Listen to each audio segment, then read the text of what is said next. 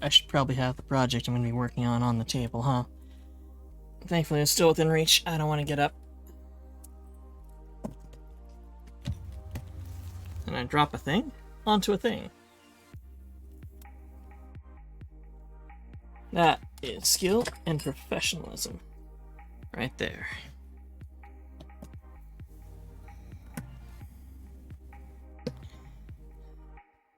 Hello, Raffy dear. How are you?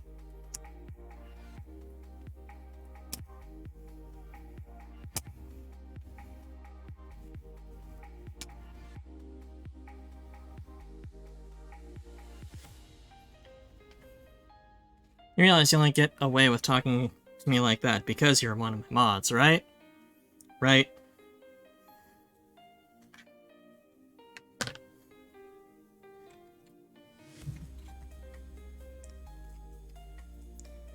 Oh, gross. Why is the touchpad on this fucking thing? I hate touchpads. I turned you off last time. Blech. Also for the privilege of a shower pick. Technically that counts as a luxury, not a privilege. But yes, thank you. Okay, I think I'm about set up. Had some last minute fuckery abounds. What are you? That's not what I need.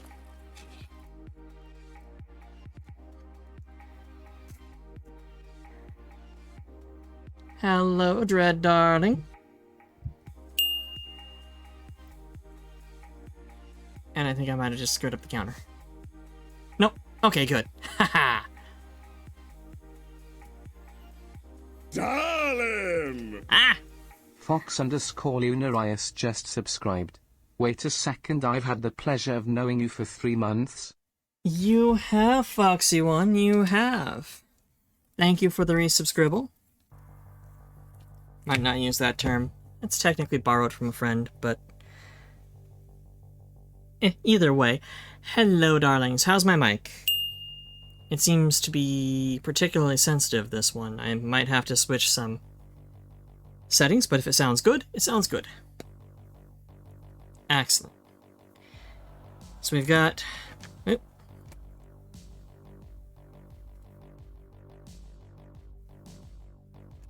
Seems like it's alright. Alright, fantastic. It is another Thursday, which means we've survived another week. Holy crap. Now I have not just gone off on my supervisor and my manager and my site manager at this point. Don't talk too close to me, Fluffy Senpai. I'm sensitive. Oh yes, my little Ember is quite sensitive. Also, I think I have the audio turned up. On it, I need to do some sound checks, which means bringing it back into the computer nook where I can record and check and record and check and tweak and record and check and tweak and record and check. Because I can never really get the audio the way I like just listening on a monitor.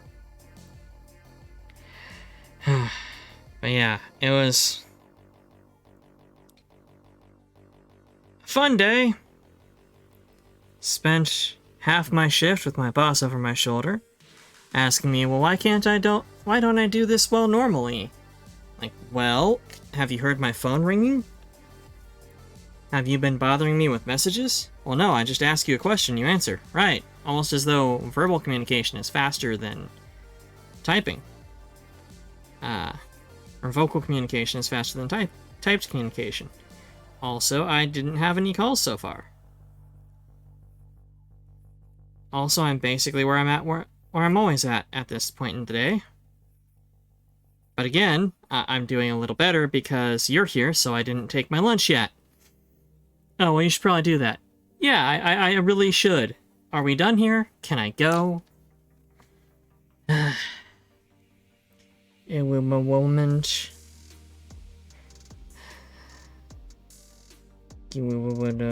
Good God. Raffi!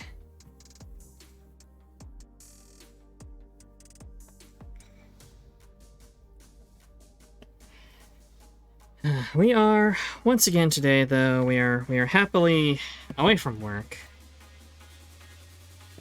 and just working on Cider's mask. I've got mine. It was a lot easier to do, so I finished it. I felt a little bad not doing Cider's more, but it was pretty much done already. Less work needed to be put into it. But I've got it painted and sealed. It is all extremely glossy, and when it's this glossy, you really cannot tell where I had applied paint over paint to conceal lines.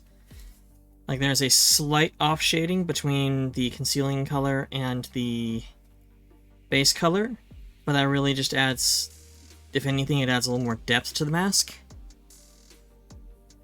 Raffi, do I need to time you out?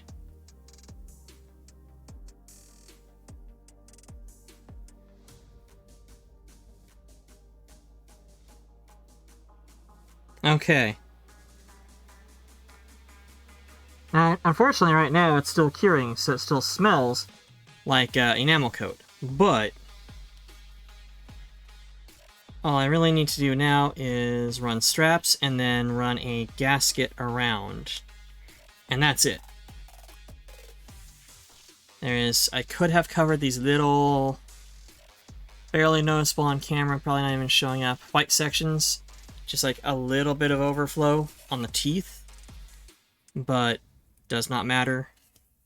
I dirtied up the tusks. Oh god, this is so shiny, it's not really picking up on camera.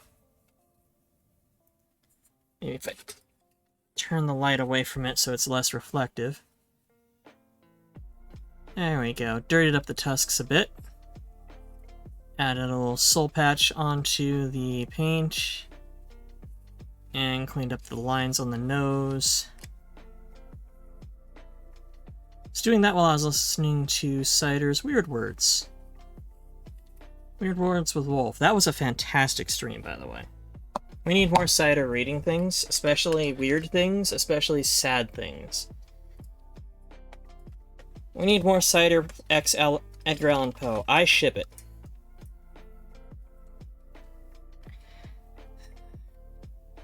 Dirty Tusk sounds like a gay club. It is a gay club. It is a gay orc club.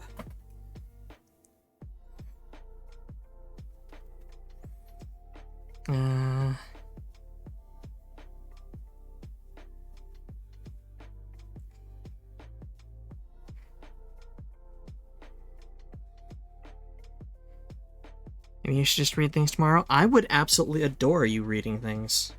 You have a lovely voice. Oh. I mean, it's not going to matter because I'm going to have beef. Well, I don't like the look of that. This is getting primed, so putting some red marks on it doesn't matter, but I don't like the look of that myself, so my sanding materials are here, I think. I recently, yes, went through and started using some spare containers to contain materials. Got some sheet magnet here for turning really cool looking stickers my VTuber homies put up for sale into even better magnets. That's 1000 grit, don't need that good. This is rougher. We'll just use that up. I just ain't got a place to put it at the moment.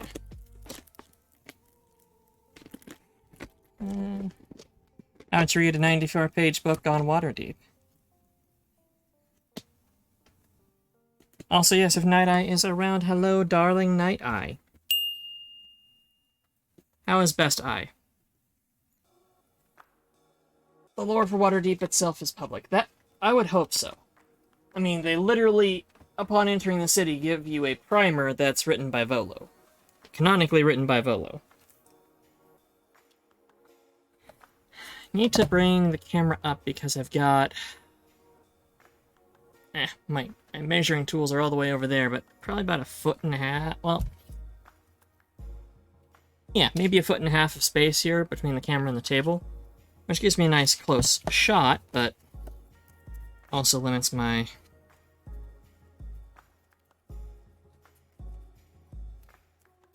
mobility a little bit. He says he's a broken individual in need of recovery. Job has been particularly awful, but thank you for asking. Well, I am sorry to hear about that, Night-Eye. If you wish to talk, don't hesitate to reach out. I know I am mostly chatty with lovely Dread. However, that does not mean I am not there for you, darling. I am there for all sweet people. And Raffi.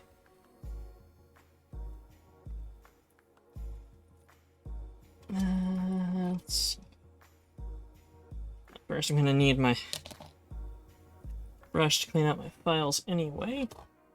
And where the hell in this mess did I put my files? There they are. Okay, these are some files. But these will work. Oh, these are other files. Why are these here?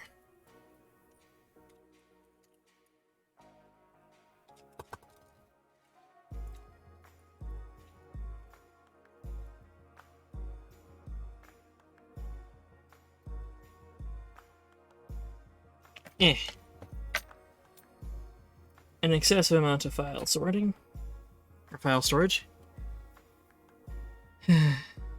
Yes, please do, darling.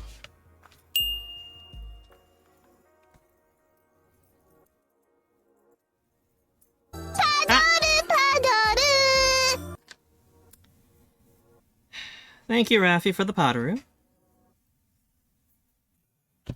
And before you even ask, yes, you fucking got me.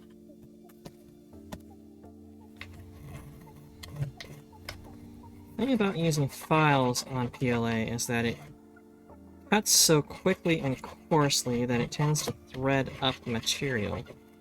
Sandpaper works better. But sandpaper isn't going to reach in everywhere, and also sandpaper gets jammed up very easily on material like... Gotta check out... Oh, Kel's just started? Give them my love. Materials like the epoxy sculpt.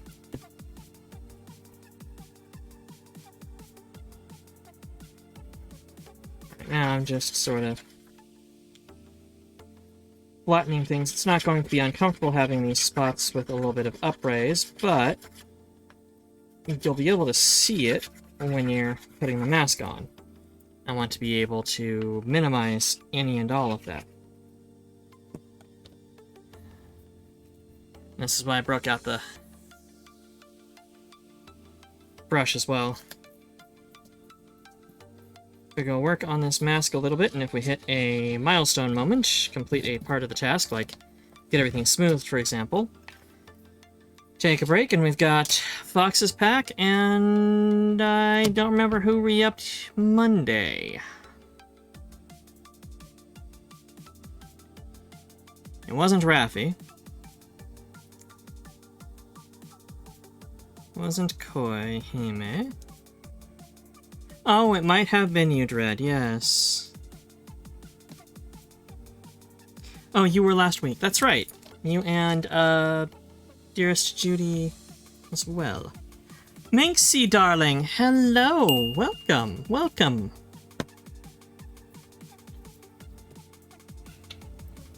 How is the darling, Minx? The only one that can contain the powerful magic of a Fey being? A Fey Prince, nonetheless. Well, at least, you know, Fey F-A-E.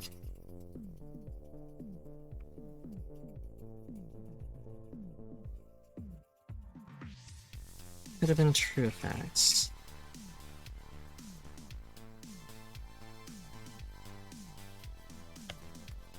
Was a good day. That's good. I'm glad to hear that. It's always good when wonderful people such as yourself have good days. Especially with how few and far between those tend to be right now, just in general. There's school for last day. Oh, cool. Oh, goodness me. It is about end of the school year, isn't it? Out here it tended to be around early June to late June, depending on how much snow we get, because any snow will shut down our schools, because... Well, part of it is we don't know how to handle snow out here, because we don't get enough of it outside of the mountains. Part of it is We have so many goddamn hills. And you got your new computer today. You'll be able to play... Oh, excellent! You'll be able to get a vampire going as well.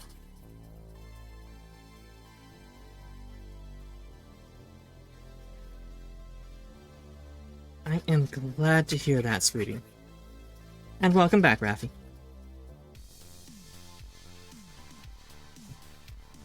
V-Fluff is flickering? Flickering or just, picking up some background noise somewhere?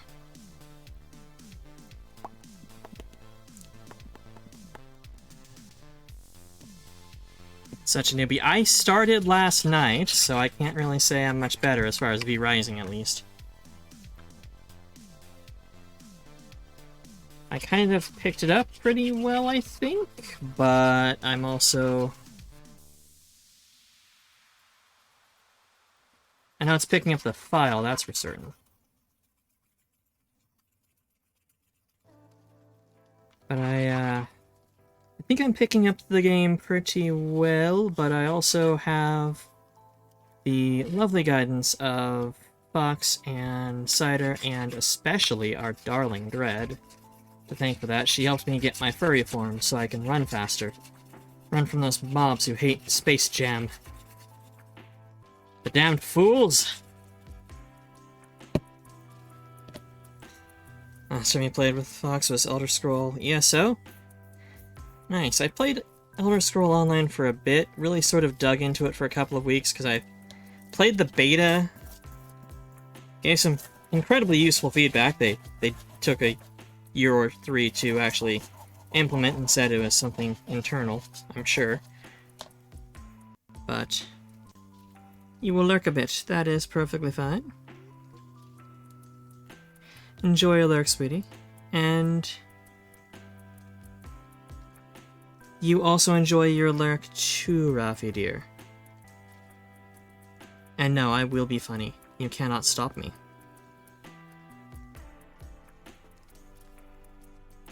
I dove back into it last year for a little bit and enjoyed it, but I was playing on my own some, so it was and that's a game that it seems like you can very much play alone, but I feel like the experience is going to be better with friends.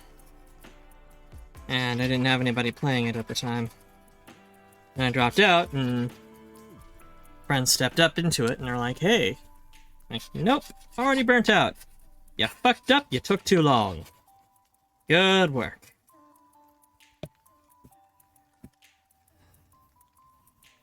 Going as much by touch as anything, because if it feels good, then it doesn't really matter if it looks slightly off.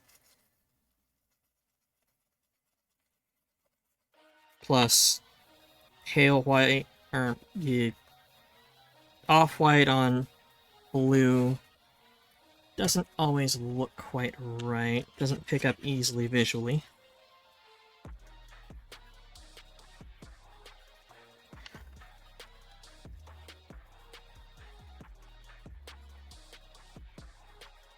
And now we're all on the vampire train at the same time. Yes, yes, watching you guys play was intriguing, but stepping into the game, I can see where the amazing draw for it lies.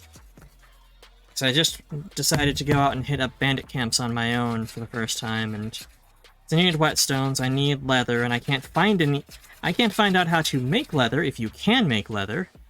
I would think you could make leather. Did you make this mask as well as paint it? Oh. Oh, that's right. This is your first time, sweetheart. Yeah, this is a 3D printed mask. You can tell from... Get it close enough.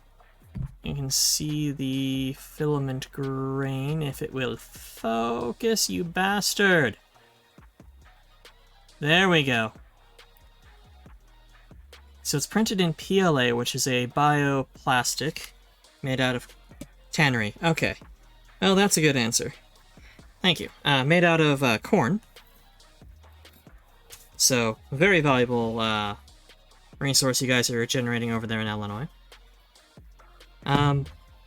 It cracked, so I filled in the crack, and then these flanges, the tips of the fur, are a separate piece, so I attached them and then gap filled and then going to be refining that so it smooths down nicely.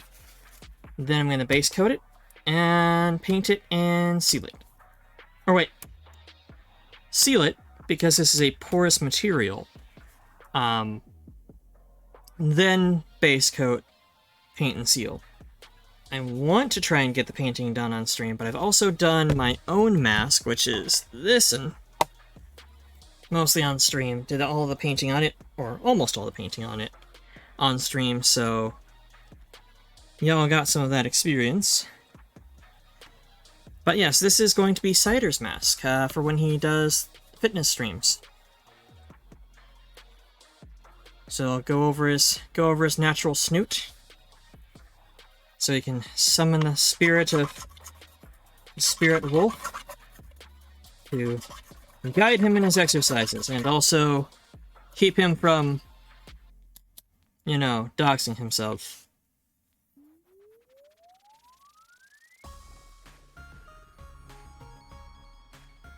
Yes, we must get this wolf boy swole. The wolf cutie has to be the one who lifts heavy objects around the cider house. Because it's not going to be me or Fox. I'm pretty sure neither of us want to deal with that shit anymore. I cannot. And putting it on Dread would be unfair just because she's a Titan. Why, thank you. I like being crafty and I love painting objects. I can't really do artistic composition necessarily. Like, I can't really paint a portrait, paint a picture, or draft or draw something, but I can borrow assets, combine them well, mix them up, change them up. I can modify things. I can definitely modify 3D files. I actually kind of want to get back to that since I've learned a lot about modifying things in Blender from doing my blend shapes. But as far as 3D printing and modifying prints, that's been something I've had going for a bit now, and I got a lot of practice on masks with the pandemic because I have some friends with bad lungs, friends with who are older, just unhealthy in general, my father, a couple of people who are immunocompromised, and early on they could not get masks because everybody was buying them all up and selling them on at a massive markup on Amazon. Like a bunch of assholes. So, fuck it, print it.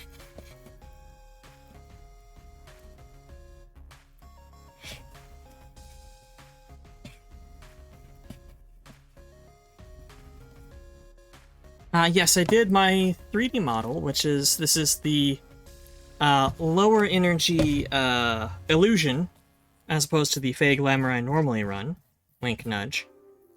Using the interface of VC Fey. So it's not quite as sophisticated, but my normal model, my normal image, I went and did what's called ARKit blend keys, which is designed to use depth of field on a camera, on an advanced camera like on iPhone X's and above. To be able to accurately simulate your facial movements and put them onto the model if the model's programmed to do so. It's a little jank, because I did it myself with no knowledge of Blender, no knowledge of Unity, but it does work, which is good. And now it's just a matter of taking the time to sit down or art stream fixing my blend shapes. Kind of feel like I want to stream that so I can kind of show people how you do blend shapes, but also how you fix them, because that's going to be, or blend keys, technically, because that is a more valuable skill. And it gives my Fey Glamour a lot more verisimilitude, a lot more realism in expression, expressiveness. Still, ironically enough, not as expressive as a skilled pingtuber with VideoTube Mini like our darling Doppel. But I don't think anybody can beat our darling Doppel. She is the best. 10 out of 10, would giggle goat. Let's see here. Right now I'm just cleaning up all of these lines, making sure that the parts where I have applied epoxy sculpt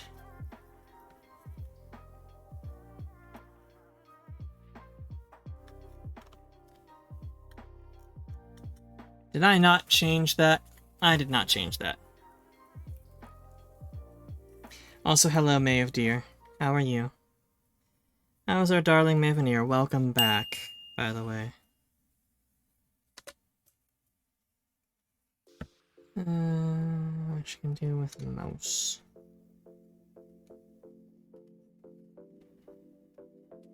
Now I'm...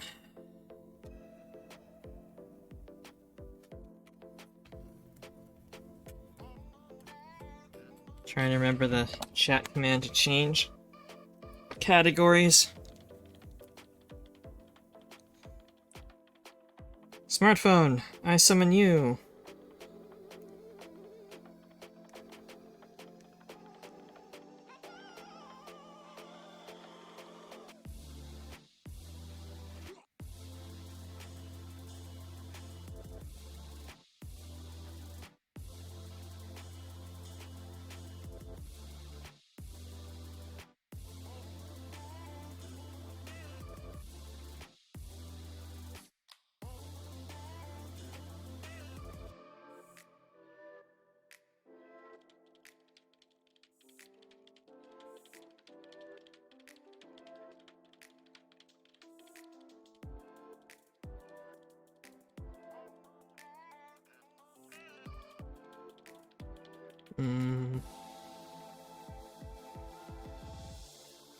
That's all useless.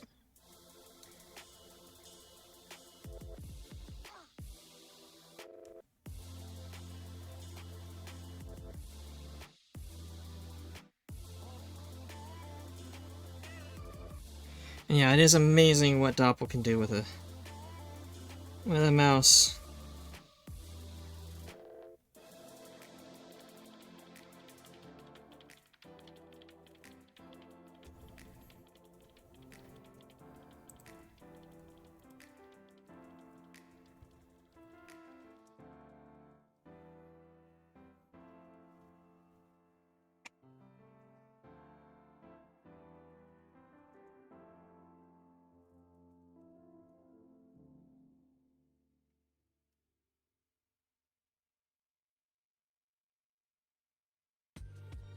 I don't think that did anything. You had her channel for the first time today, too. How did you like the insanity of the Giggle Goat?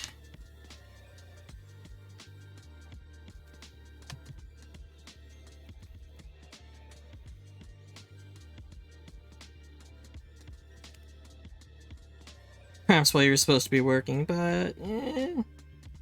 minor details.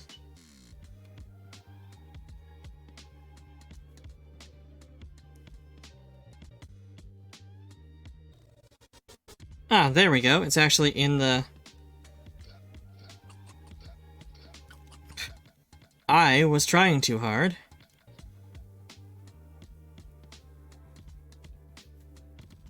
It's actually in the fucking app.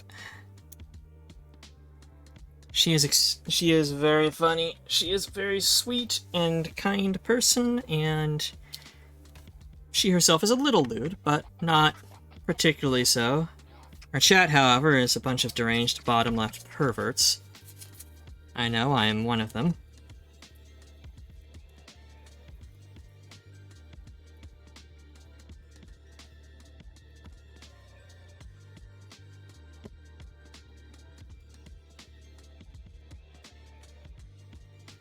I'm waiting for the day she decides to actually do a pole dancing stream, and it's just her with a pole background and her avatar, which she has set up to just, like, grab the bottom corner and flip it back and forth. Just wiggle the avatar around the pole. I think that'd be hilarious.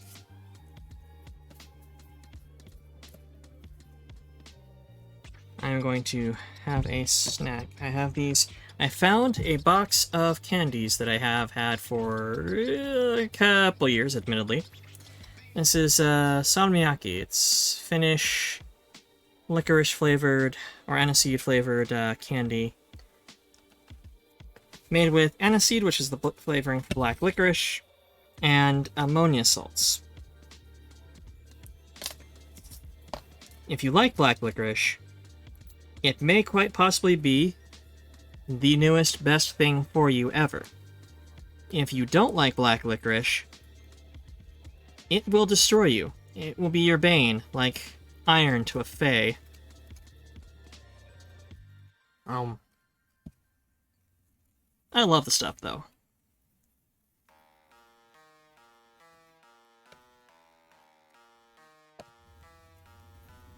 Getting in on some of these details. I mean, I put too much into getting the details taken care of right because I'm a model builder at heart, but it's not going to matter too much. A lot of the score lines and such are going to be gone. Yes, exactly like that, Foxy. Once I seal everything and prime everything and paint everything and seal everything, like, that's going to take care of a lot of it, but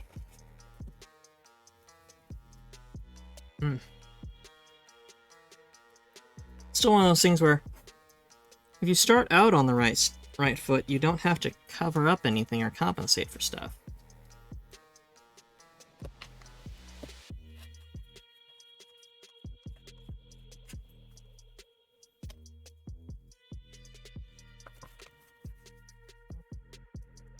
These paints need to move. They're not gonna, like, knock over and spill, but they're in the way and they keep going clack-clack annoyingly.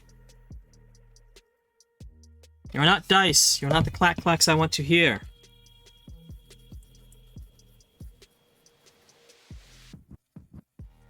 But regardless, darling Minxie, I'm glad that your day has gone well. I can't wait to start gaming with you. You are a lovely person.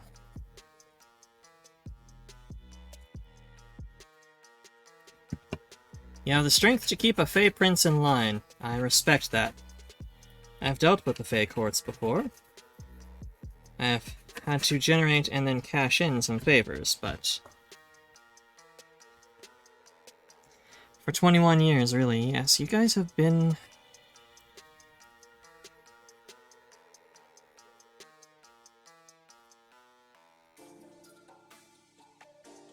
You guys knew each other in school, didn't you?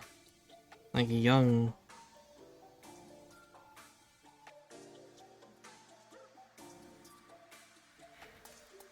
Yeah, 3 sets of 7 or 7 sets of 3, she's managed to bind you. Look, I know very few Fae who actually complain about binding when it's done by somebody they like. In fact, I know very few people who complain about binding when it's done by someone they like. At least someone they trust.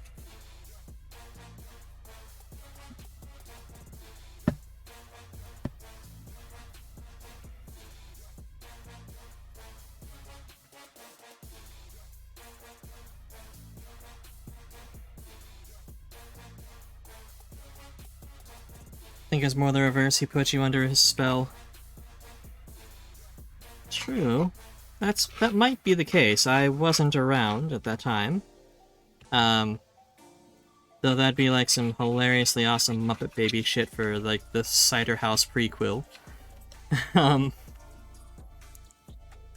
But there's a difference between being put under a spell initially and being kept. If a Fey being, such as the Prince of Tooth and Thorn, has kept you for this much time, that means you have somehow beaten the ADHD all Fey naturally have. Which is on an unearthly level. They are as unearthly beautiful as they are unearthly scatterbrained.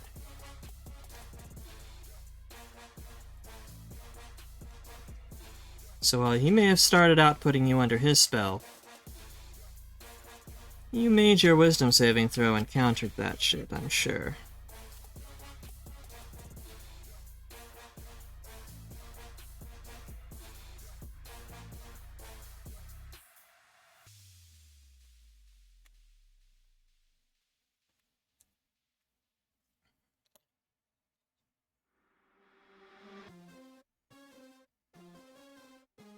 What's over there? Scatterbrained and ADHD. Ah, prestige class in random.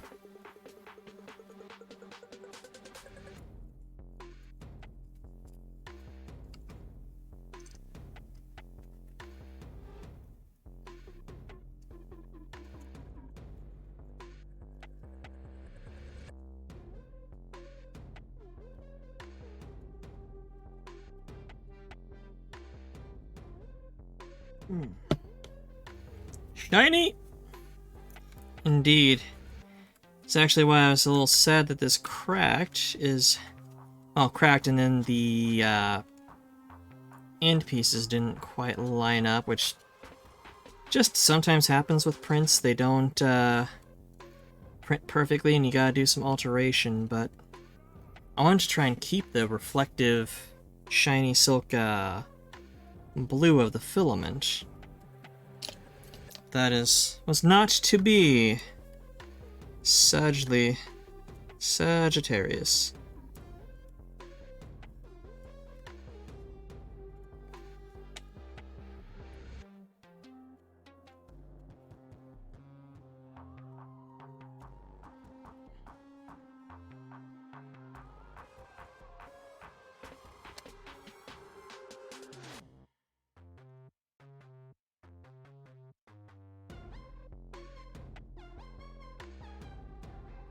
Darling! Fox_Lunarius has gifted a sub to Minx_Tiger. Well, that is another pack of Kamigawa.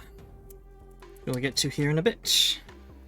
Thank you for the sub and for making Minx my sub. I'll let you guys work out how that goes.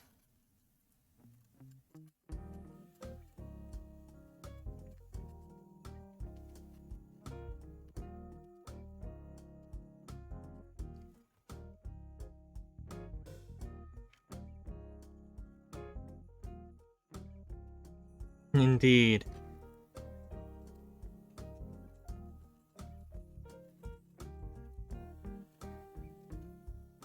I'm unreasonably happy with how the love and shock emotes came out. Like the ones I've gotten from other sources are fantastic. Do not get me wrong. I love them. I love all of my emotes. Otherwise, I would not have said, yes, these are perfect, thank you. I've said, hey, let's fix some of this shit. You know, something an artist usually likes to hear because they're not just hearing, like, it's not somebody placating their ego or, you know, making them think they're being placated when they're really just dealing with somebody who's indecisive, such as myself, and goes, I had no idea what I wanted, and other than your shit, and this is your shit, and it looks amazing, thank you.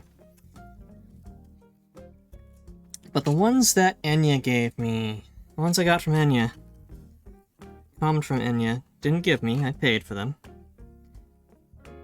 But those ones are fantastic. I am unreasonably happy with them.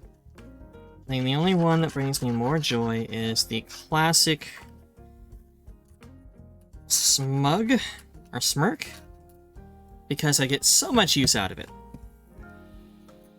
Did you do something or say something cool? Smirk. Are you being a smug bitch? Smirk. Are you being a filthy pervert? Smirk.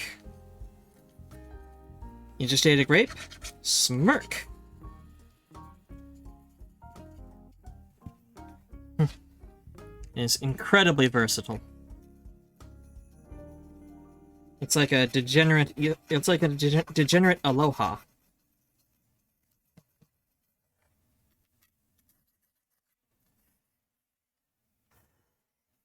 So, like aloha. At least among my friends from Hawaii. I assume not everybody from Hawaii is as degenerate as my friends.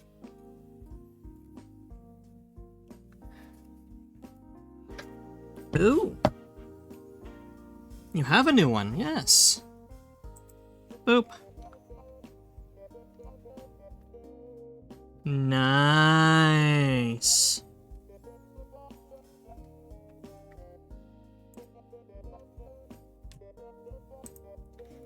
that is some Joker shit, but not Jared Leto, like a good Joker.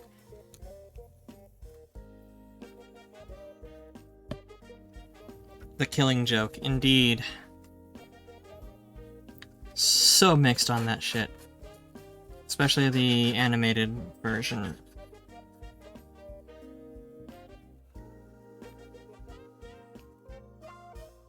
Like, on one end, it's a great story. And it kind of proves that the Joker is unequivocally, absolutely, 100% wrong. His whole thing was that he was trying to break Commissioner Gordon. That all it takes is one bad day and anybody would turn into somebody like him. And he gave Gordon the worst day. And also, you know, his daughter didn't have a good time of it either.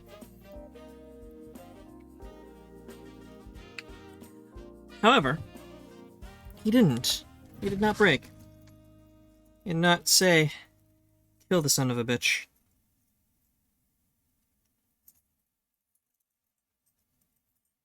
And Bats, to his credit, also did not kill the son of a bitch.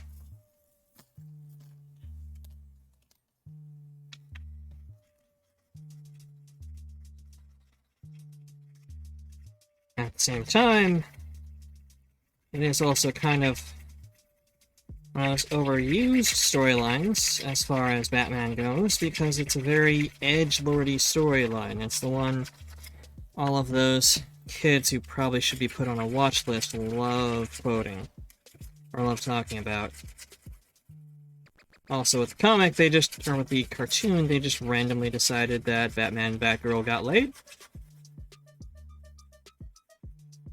That was absolutely not really needed. It was not in the original.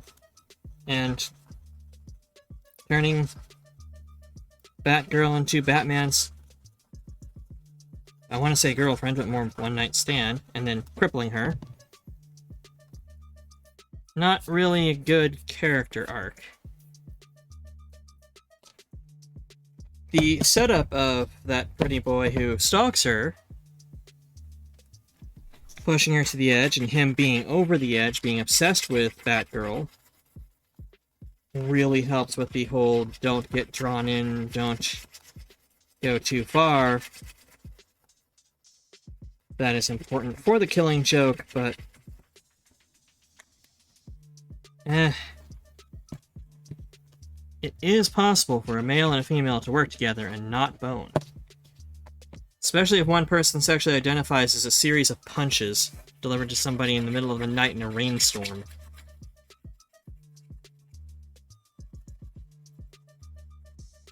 So I'm pretty sure at that point she was aware Damian Wayne was a thing. So, I mean, Batgirl is already keenly aware of the fact that Batman is a terrible catch.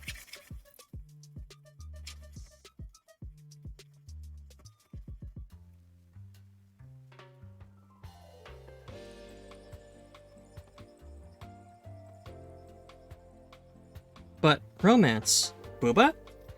I mean, look, normally I'm all for both romance and Booba. Everybody loves Booba. Like, don't even try to pretend you don't.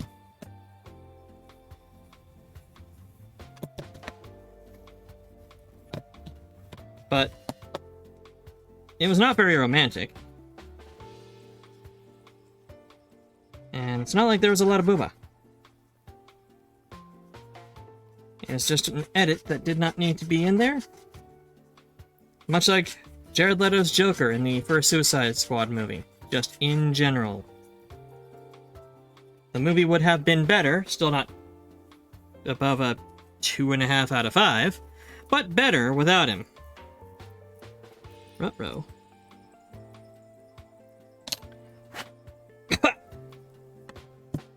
I had absorbed a lot of dust. I have unraveled this a little bit.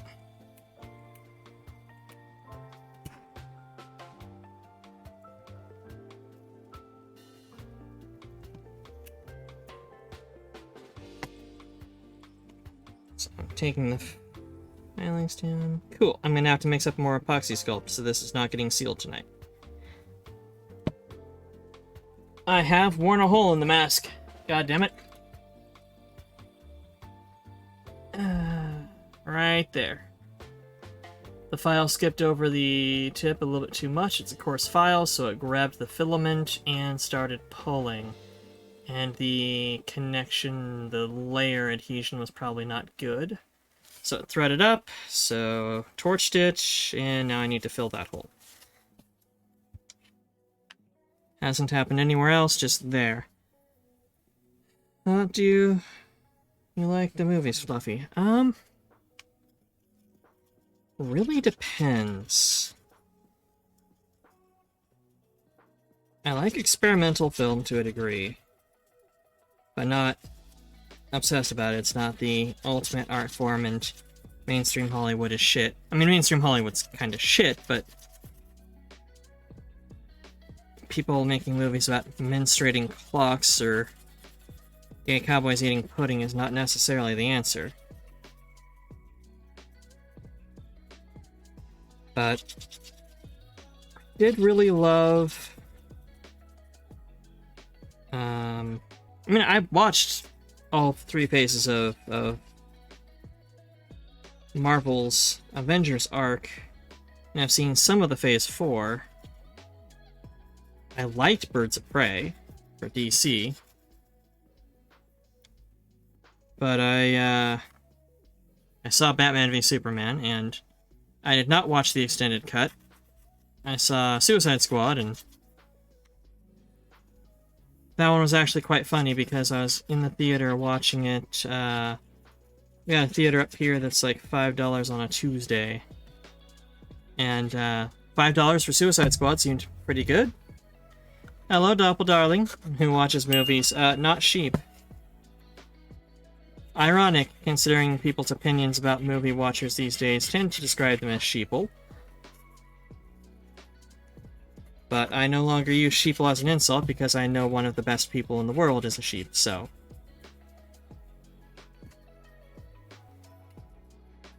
Also, Doppel is one. Well, Suicide Squad, I went to a theater that was doing it for $5. Hi, hello, darling, hello, welcome in. And... figured that was, enough to waste on any given movie. I mean, I watched Sausage Party in theaters because it was $5. But the movie was a half hour late because the projectionist was using the computer that ran the digital projector to watch porn and listen to metal music.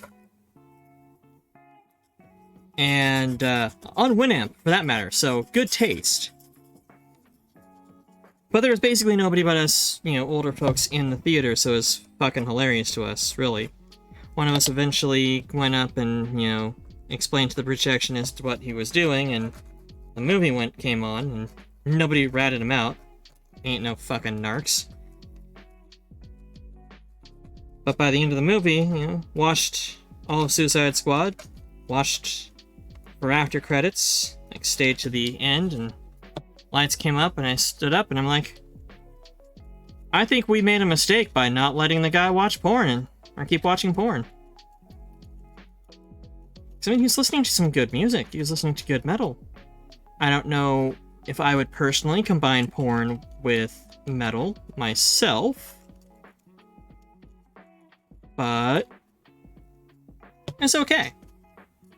And frankly, better than Suicide Squad.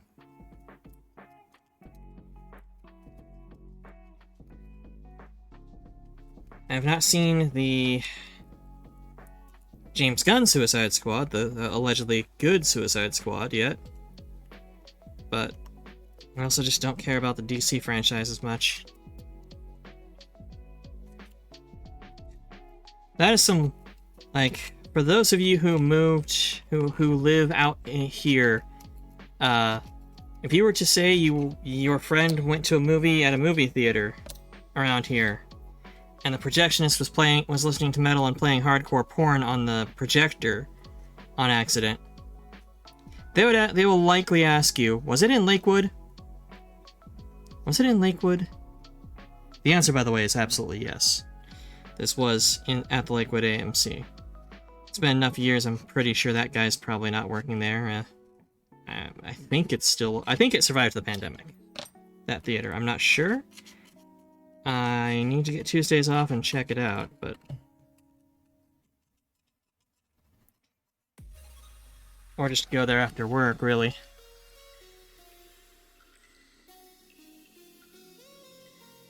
But Lakewood is a fascinating place. As much as I talk about how fucked up Tacoma is and weird Tacoma is, and I mean, I live down the street from an archangel awakened by government LSD who tells us about Trump's telepathic police, and I'm not sure if he thinks it's a good thing or a bad thing, but he definitely believes that telepathy should be legalized and mandated to protect citizens from telepathic spying.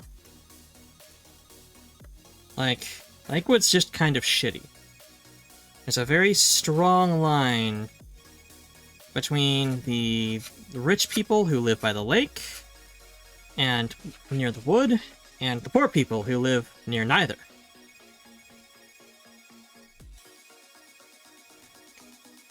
Tinfoil protects you. Just wait until there's a shortage, then you'll regret it. Honestly, I welcome a telepath to probe the greasy recesses of my brain. If they can help me debug, I would really appreciate it.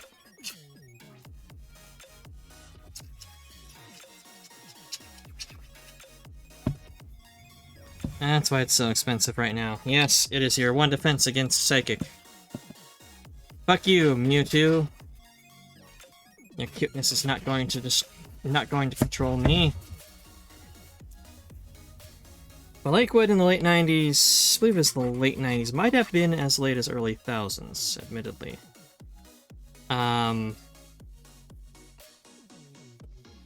They ended up kicking the show Cops out of the city.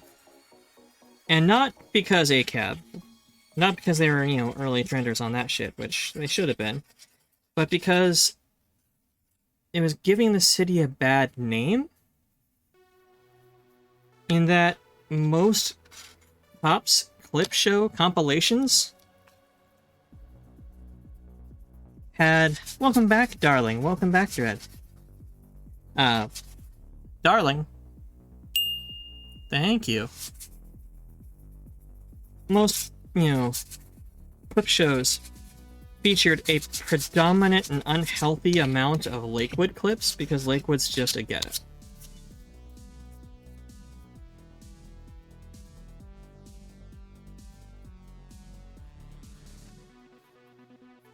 Okay.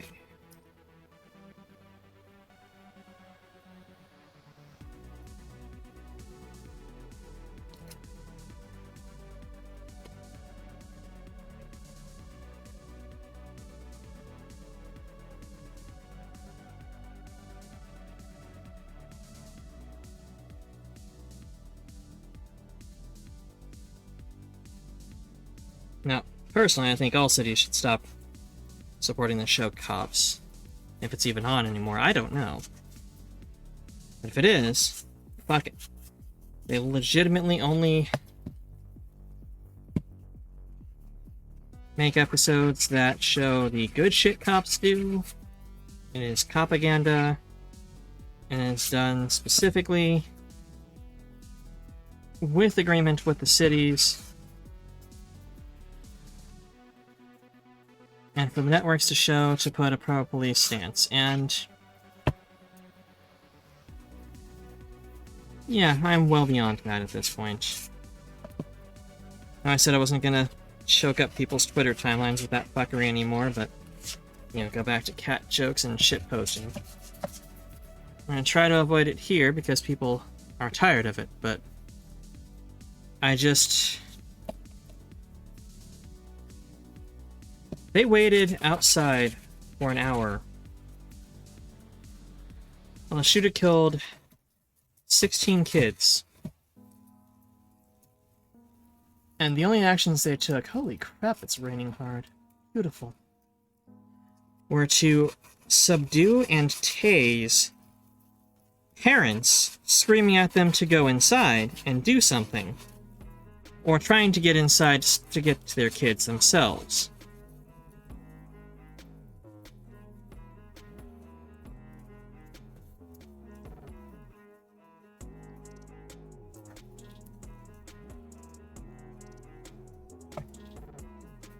Like, I remember when, I believe it was Sandy Hook happened, there was the one on-site officer who ran, and all of the shit he got, just all of the shit he got for it. And he was one man outgunned by somebody absolutely willing to kill. And people jumped to his defense saying, well, it was, you know, what could one person have done? Obviously the answer is more cops. This place had 6 cops on staff. 6 cops to protect the children. In a town of less than 40,000. They've got a 12-man SWAT team and 6 en-suite cops. And they did not a fucking thing.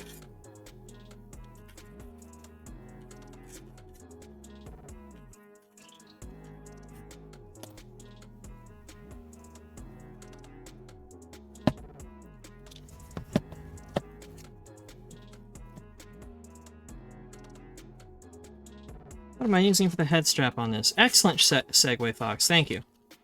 I have some elastic cable. It is above me and behind me. Can I get to you? Yes. Eh.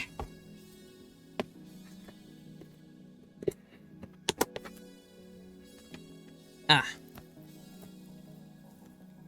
It is 1/4 inch flat elastic strapping. It's going to be plenty enough, but what I'll do is I'll double it up just to be sure, because the strap toggles, or strappity dealy bits, are a bit big. They are about 12-13 millimeters. But if I double it up, it'll overlap. There won't be any issues with it sliding through at that point. Should hold as it is.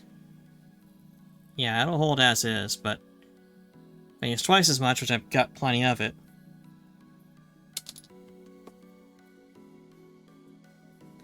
Me chokes on chocolate ice cream.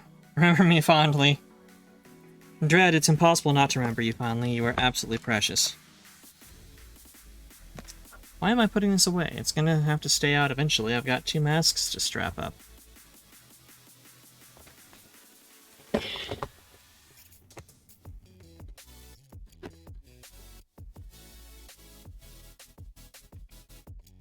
Now, if you were choking on small pieces of bread you ran through a chocolate fountain, I'd remember you fondue.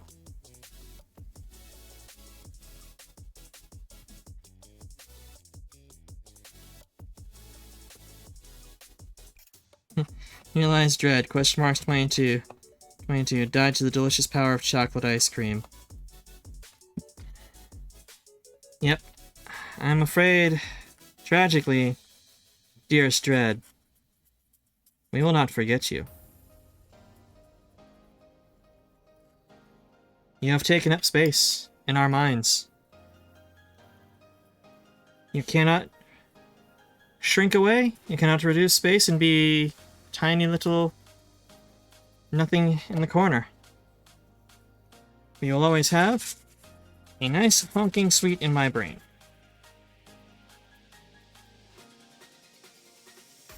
It might be made of palisades next to a graveyard and a suspicious amount of wolves, but it's there.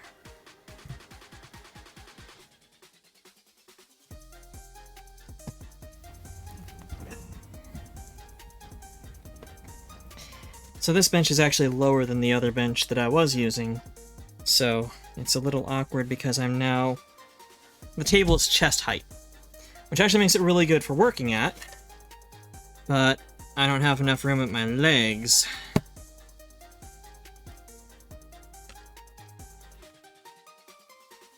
Doesn't make a D's nut or choke on this dick joke. I know, right? The double standard, it's shameful. Welcome in, Kohime, darling. I mean, we'll just build a statue of you on that one exit in I-5. Everyone will remember you wondering why the statue is holding up a slow down sign. Oh. Yeah.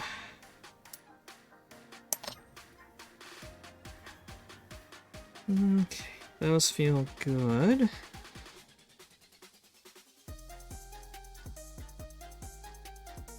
It's got a little bit of scarring, so guess it's a good thing that I'm making a epoxy sculpt to fill in the fucking hole. But yeah, as far as movies go in general, going back to that, fantasy, sci-fi, prefer harder sci-fi, like The Martian or Moon, but sci-fantasy is fine. Soft sci and sci-fantasy is fine. Horror is good. Love horror. Love thrillers to a degree. Just anything that will engage you.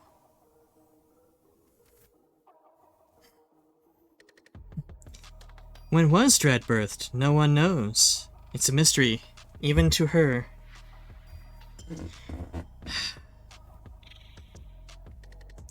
See, that's the thing. Dread was not born. She was summoned. Some say she was compiled, but I don't think that's accurate. Ooh. Well, I just launched a fucking clip into oblivion by moving near it. A glitch in the code. Spark of AI. And all it took was, which by the way, that's how long I've had this shit. This is supposed to be white. This lid is supposed to be white.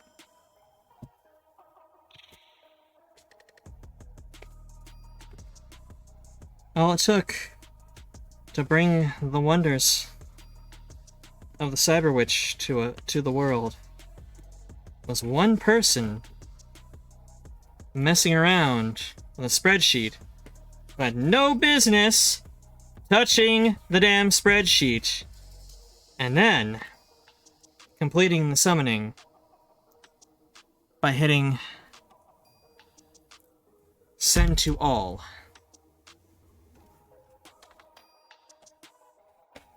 Ooh, poems. Poetry with Dread, yes. Word nerds, unite. I'm less of a wordy, nerdy individual. I mean, I world build and story tell, but it's a lot easier when you have 2 to 5 friends who might be high or drunk individually. Hard to say, no judgments. Around a table, virtual or otherwise, with you. World building. Actually, I do generally know when Dread was born. According to Greek myth, she was born when Pandora opened the jar in the 7th or 8th century. Kohime, that sounds almost like an Avalon answer. So, respect. Being informed this is not the correct Dread. I mean, isn't not. They had nets back then. Dread could have been in the net. Just a different kind of net. Those damn tuna nets! They catch dolphins, they catch anthropomorphic dread, anthropomorphic incarnations of negative emotions, turtles, or did they catch tortoises?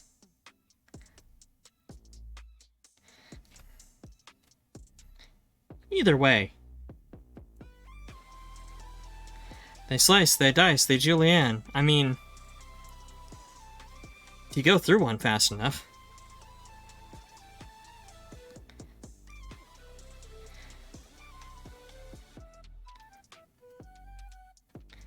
Just realized I could have used this yeah. There we go. A little late, but feel like putting flour on your hands when working with dough.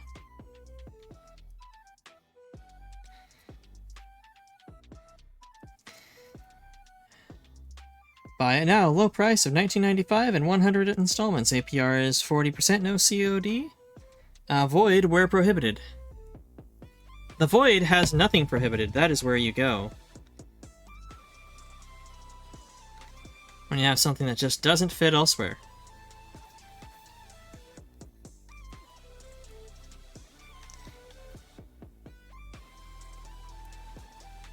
And no COD, thank God. Call of Duty sucks!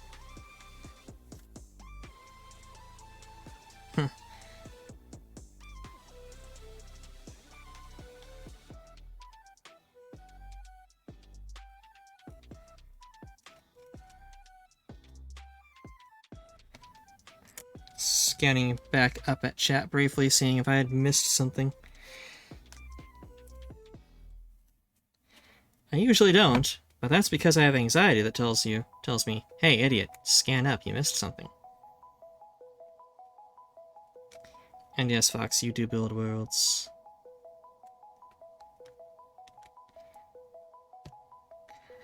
Annual percentage rate, clearly a Fey invention. Imagine compound interest over all those centuries.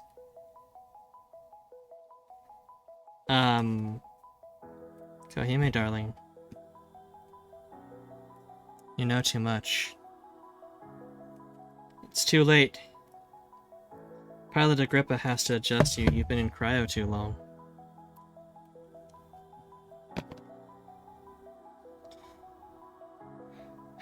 One of these days I ought to explain what the hell that means on stream, because both you and I have quoted it. It's fucking buck wild. Carrier lost. Oh, I thought I sunk your battleship.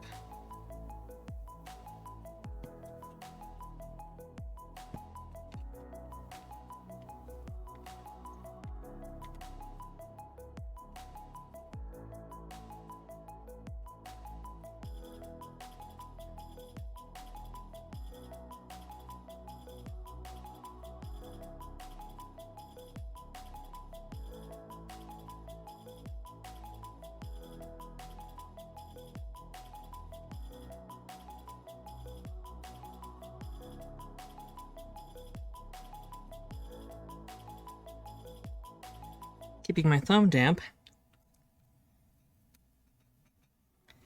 And just sort of smoothing things out. This stuff reacts well to moisture. It, softens, which means the surface will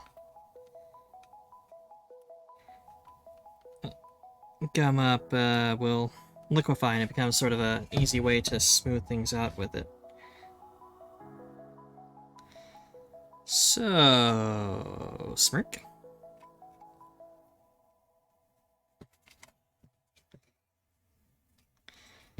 Smirk indeed, dearest Minxie.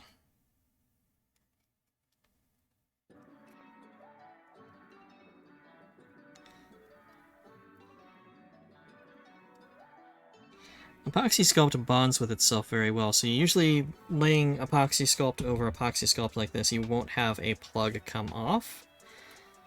Like an exposed section won't necessarily come loose. So as long as the layer that was beneath it was firmly anchored, the layer you put above is going to be too. It's really good stuff, it's inexpensive. In general, if you do any sort of craftiness, there's really a lot of crafts that can take advantage of epoxy sculpt. But especially model building and, well, 3D printing, because it fixes things so easily.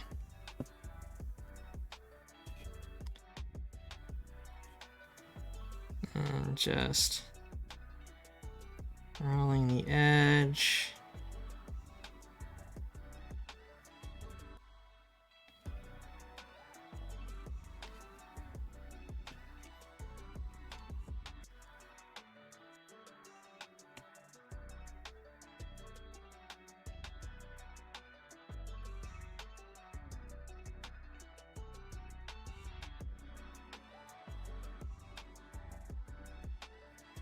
Let's get this laid down. Oh, say something cool.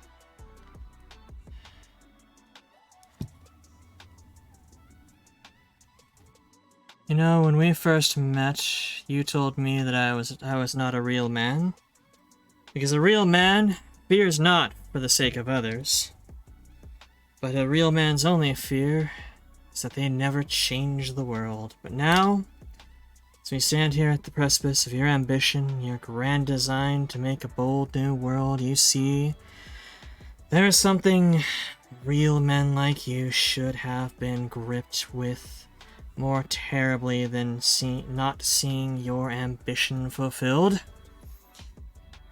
That is seeing a world that doesn't know you changed it.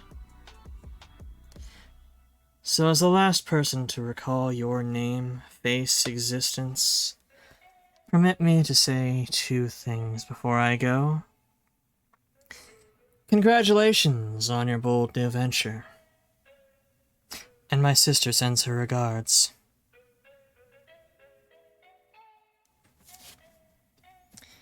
Hope that worked. Otherwise, I don't know. Something that's been kicking around in the back of my head, part of a story that doesn't fully exist.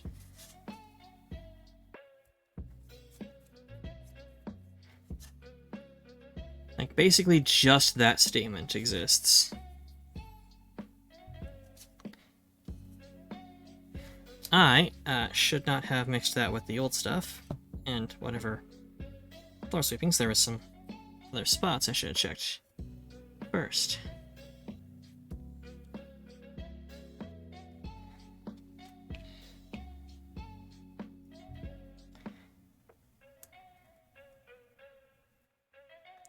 I think it has something to explore. I will work on it further, because I have the sense that the narrator, the speaker, his sister was harmed greatly by a person changing the world in the process of his grand ambition. And if he had felt any concern for others, felt anything but seeing his great work completed, he could have spared himself the tragedy of literally being removed from living memory. Or functionally removed from living memory. Fate worse than death for people who are of grand ambition. So you die, people will mourn you. Nobody will mourn you if you don't exist. I think it came from a character idea I had of a person who,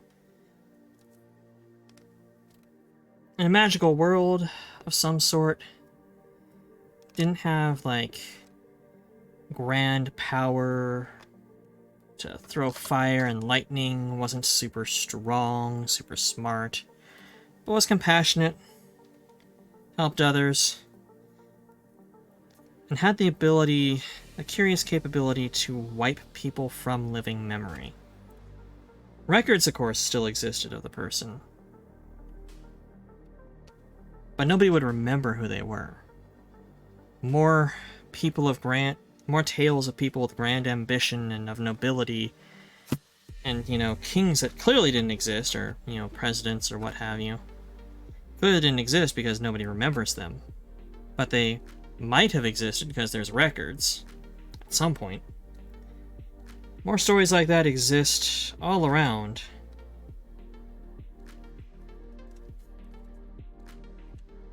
Inspiring others to take up grand ambition as a career path, but unfortunately leading most of them down the same road.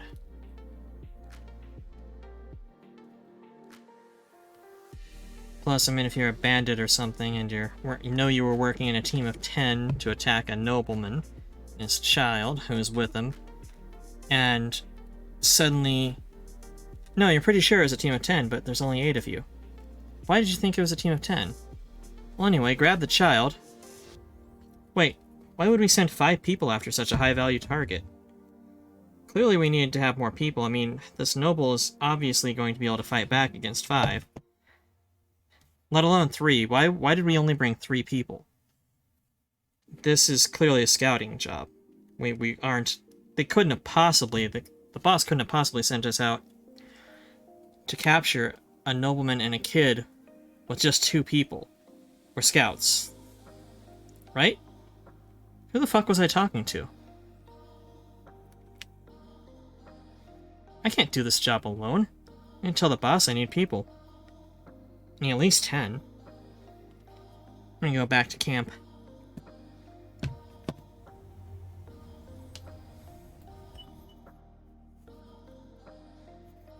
Epic movie, plot, or book.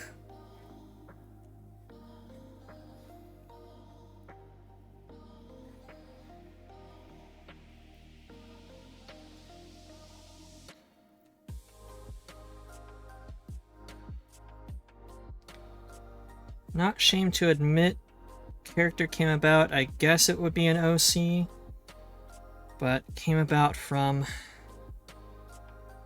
reading and absorbing a Webtoons comic I really like that Cider turned me on to called Cursed Princesses Club, which is, well, a club for cursed princesses. Very idyllic world, very clean, proper, but mostly because of nobility like to keep things behind the curtains. Some of them are just plain naive and stupid.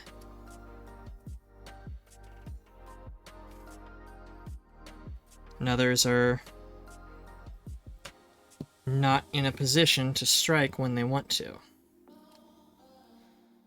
It gets gritty, it gets dark, but not typically in a horrible or violent way, just in a character exploration way. It's a very great story, and honestly, if you have Webtoons, 100% check out Cursed Princesses Club. So a character like that, a character who has the capability, who wants to defend the people he loves without question, and has the capability in therein to do so by removing people from living memory. Not at all thematic. Way too emo bitch. But that's where that came from, I guess. I don't know. My brain tends to wander. And it eventually comes back with like pockets full of shiny rocks and seashells and broken meth pipe it thinks is a fairy wand.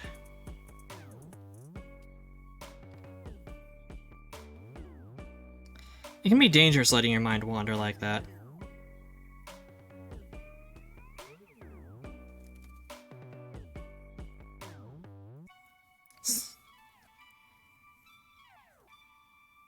The gateway drug to writing slash fic right there.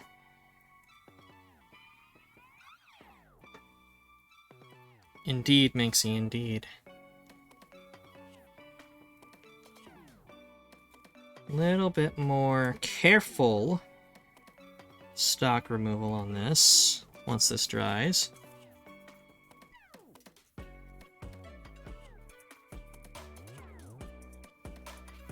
But I did not anticipate having to apply another layer of epoxy sculpt, so I can't actually seal this yet.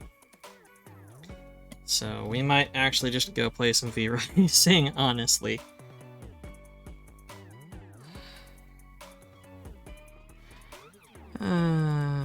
You would know absolutely nothing about that. Of course not, Dread. Of course not. Nobody here has written any sort of fanfic or slash fic or created an OC before. Nobody here has done writing inside of a pre-generated universe in, say, popular fiction or something. Yes, perfect time to break open packs, actually.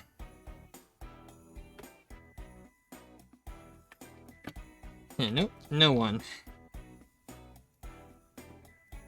Okay, let me wipe down the surface here, get the dust off of it, because y'all can't exactly see it with the lighting in here being Little weird. Still getting lighting from not the sun, but, well, technically the sun, but the clouds. Ah! Koyami Nakamura has gifted 5 subs to viewers.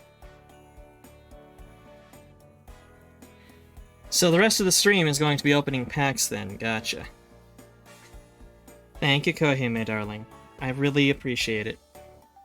And enjoy Data Recovery, Crit Fail, Freya Mori, Matcha Green Bee, and Mythcreant. When the hell did Freya Mori and Matcha Green Bee join me?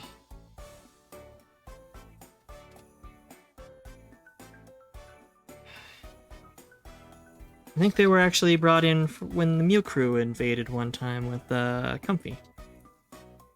Comfy Catboy and Cozy Catgirl are such sweet beings. They are precious, and they are very, very wonderful people. Crit Fail, of course, is Foxy Darlings. Dear musically talented Floridian fellow. Mythcreant is a dear friend of mine who doesn't ever show up. And then Data Recovery is actually somebody on Kel's collective who showed up the other week for the first time.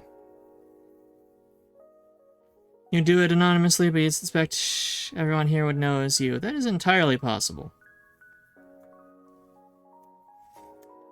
Look, I used to write in a Star Trek roleplay to the point where I no longer want to write. Indeed. I'm gonna put you guys on a BRB real quick while I wash my hands.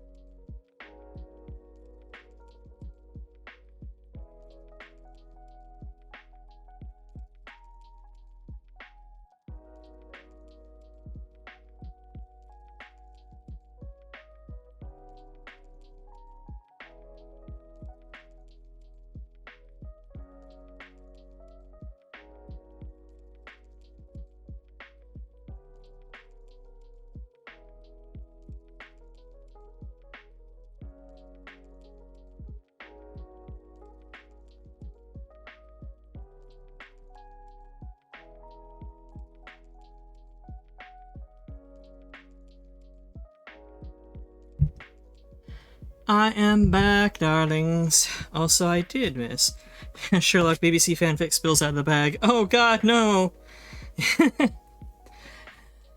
Do love Sherlock BBC. First 2 seasons, 3rd season was okay. Alright, my going away for that, sim for that. Yeah. Write your goodbye and don't look back, darling. So we had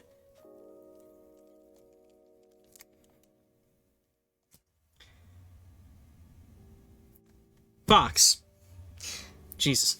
Fox, Minx, and then whoever was Monday. Who was Monday?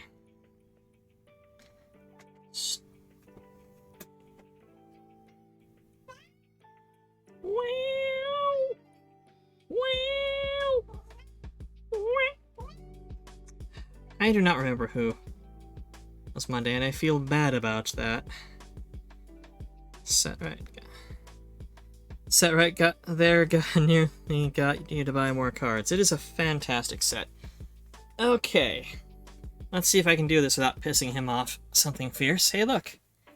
Look at the camera, Blitz. He's unhappy because he's not allowed on the table, but right now he's on the table and he doesn't get why. But he's also getting chin rubs.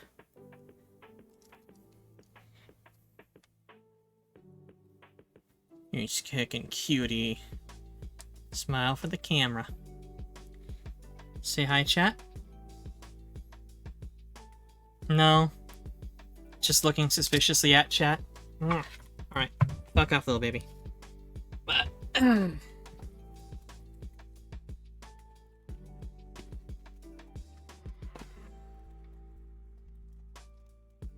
Yeah, Kamigawa Neon Dynasty is somehow, despite reeking of like second or third gen cyberpunk Orientalism, less cringe than the original Kamigawa set. Look, you can join me on the bench, it's fine, lovely. Just sit your butt down and don't headbutt things. Butt down, head not butting. We've also got 1, 2, 3, 4, 5, thanks to Koihime.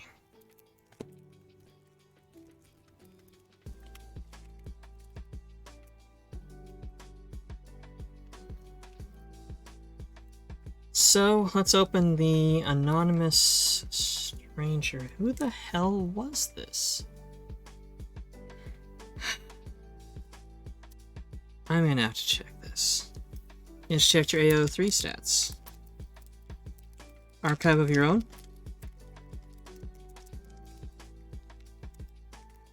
Three of 5 most popular works are Iron Strange. Look. When you have 2 goatees that sexy, shit's gonna get weird. So the person who I'm going to look up after stream or when I get back to my desk, they got us a treasure token. Which again, the Kamigawa tokens all look really cool. Yeah, me too. Another candy. Island. Bloodfell Caves. I should really just call dual lands with this one. So, wrong. Ooh, a new construct. Shrine Steward. Focus, you fuck. This is a $120 camera. And it does this okay. When you enter the battlefield, you may search your library for an aura or shrine card, reveal it, and put it into your hand, then shuffle. Plus, it's another robot. Another artifact. Okay, lamp. You wonderful kludge lamp I made out of spare parts into broken lamp. The Season of Renewal for this set. Again. Planar Incision. Fuck your causality. Regent's Authority. Comes as no surprise here, but do not question the fox. More tails equals more authority. Crackling Emergence. There we go. Pretty card. Return to action.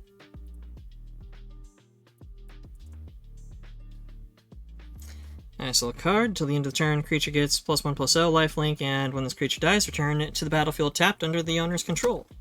Handy. Nozomi Blade Blesser, the Rat Samurai Blacksmith. I do like the were-rats. Like, the fact that there's were-rats in this is cool, and the fact that they're so awesome is great. The Weeby alt card for the Ancient Fang. Snack Samurai. Komano faces Kazan, the Saga card, which turns into an etching of Kumano.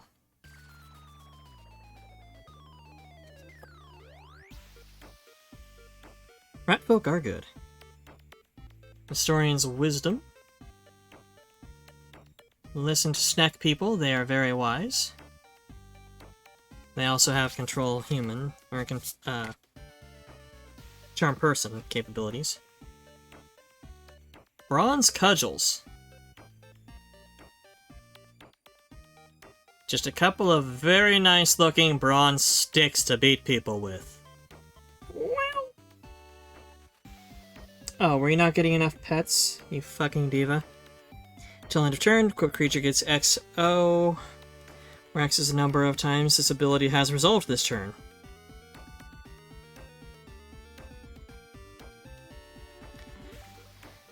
Two colorless, until end of turn, equipped creature gets +X+0, where X is the number of times this ability has resolved this turn. That is a weird way of phrasing it, that it's pumpable. Oh, but if you have more than one out, then they all get that ability. Ah, clever, actually. Seismic Wave, because you've got to have Earthquake if you're playing red. In this case, it's a wave jutted out by a monk's fist. Not sure if you can see that, but he's all like, fuck the ground. The rare is Shigeki, a Jukai Visionary. Having a shitload of arms is quite visionary. More beat sticks equals more beatings. True. It is a Sneck Druid legendary enchantment creature. It's actually pretty cheap. 1 and a green. It's a 1/3. I mean, 1 and a green for a 1/3, or 1/1. Or 1/3 for a 1 and a green is actually pretty good. But 1 and a green, return Shigeki Jukai Visionary to owner's hand. Reveal the top 4 cards of your library. You may put a land card from among them into your battlefield tapped. Put the rest into your graveyard. Or channel, discard it, and return X target non-legendary cards from your graveyard to your hand. That is pretty fucking strong, actually. And our foil card is Awakened Awareness. Super fucking hard to look at. Again, I don't actually like the foil cards myself. They're shiny, they're pretty, but they don't pick up on camera, and you lose a lot of the details. Like, can you even see that there's a blue dude behind the dude? Barely at certain angles. But still. That is a cool rare. Thank you, person whom I need to look up, for getting me Snake Druid. You see blue dude, da-ba-dee-da-ba-da. Let's get to Foxy's pack.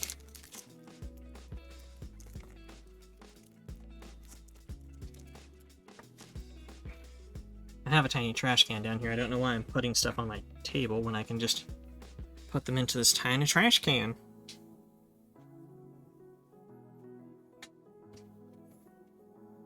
I love blue, Dabadee. I love Eiffel 65. Unironically. Token is a spirit. It's just a 1/1 spirit. And I'm gonna say combo land. Son of a... It is a forest. It is the traditional arts card forest, which is very pretty.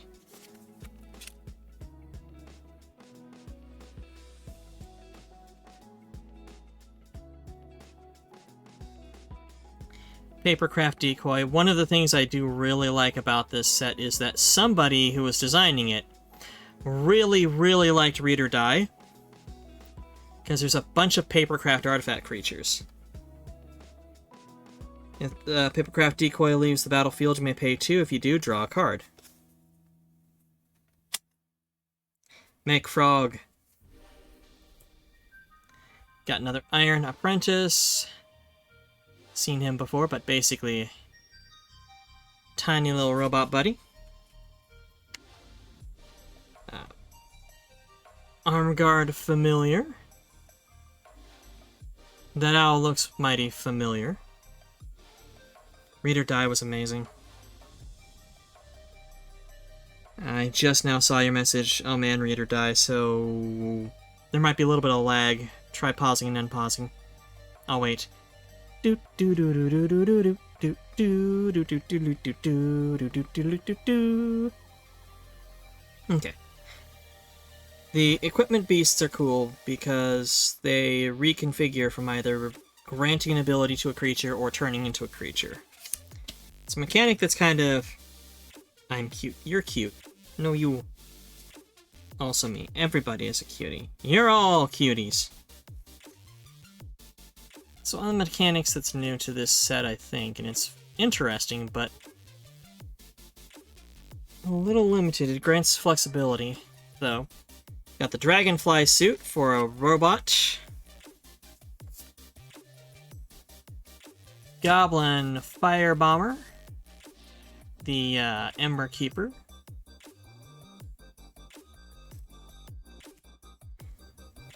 Ah.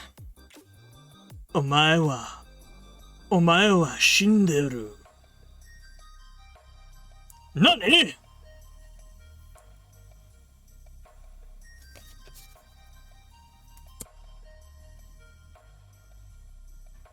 That means I've got 2 of those now. Fuck yes, because,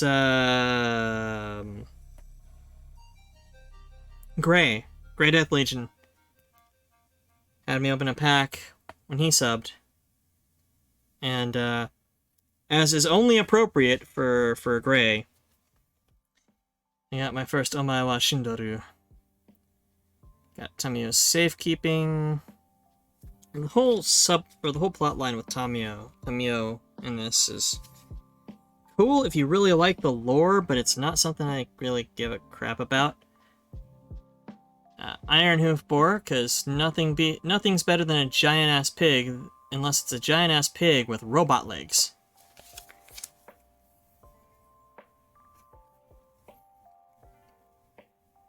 Oh hey look, it's Penny from Ruby.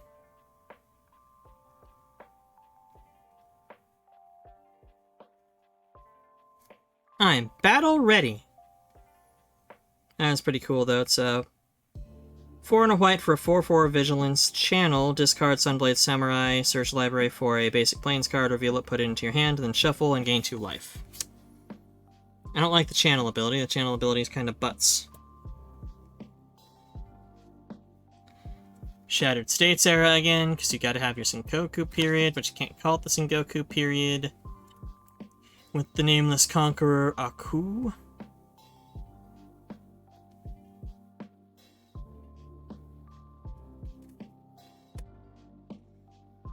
Oh, there we go. Finally. Mech hanger.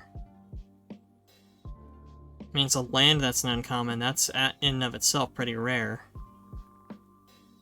But legit, have a mech hanger. Alright. Time to set up my mercenary company. Tap for a colorless, tap to add 1 of any color to cast a pilot or vehicle, or 3 and tap, target vehicle becomes an artifact creature until end of turn, so you can just straight up pilot or power up a mech. Jukai Naturalist, a legendary monk. Very cool, very cool. Summoning stuff with his flute. Just lifelink and enchantment spells cost 1 less, so nothing super special, but yeah, this set is fantastic. This set would be right up your alley, Dread. It's so Kamigawa was the Not at All Japan set that they put out a while ago that was a bit... They got some things right as far as common understanding, but very wrong as far as actually Japanese culture goes. It was a bit cringe, and Magic the Gathering, or I should say Wizards of the Coast, did something unprecedented in the gaming history. They actually listened and created a set that actually got reviewed by some cultural sensitivity readers and some people who have written cyberpunk before. And what they did was they took the timeline of the feudal era, not Japan set that they originally put out, and jumped it by 1,000 years so that you've got a Magitech neon cyberpunk type thing going. And you got shit like this, the Covert Technician, a ninja, This is that guy from the Geek Squad that you call when you've got something really fucked up.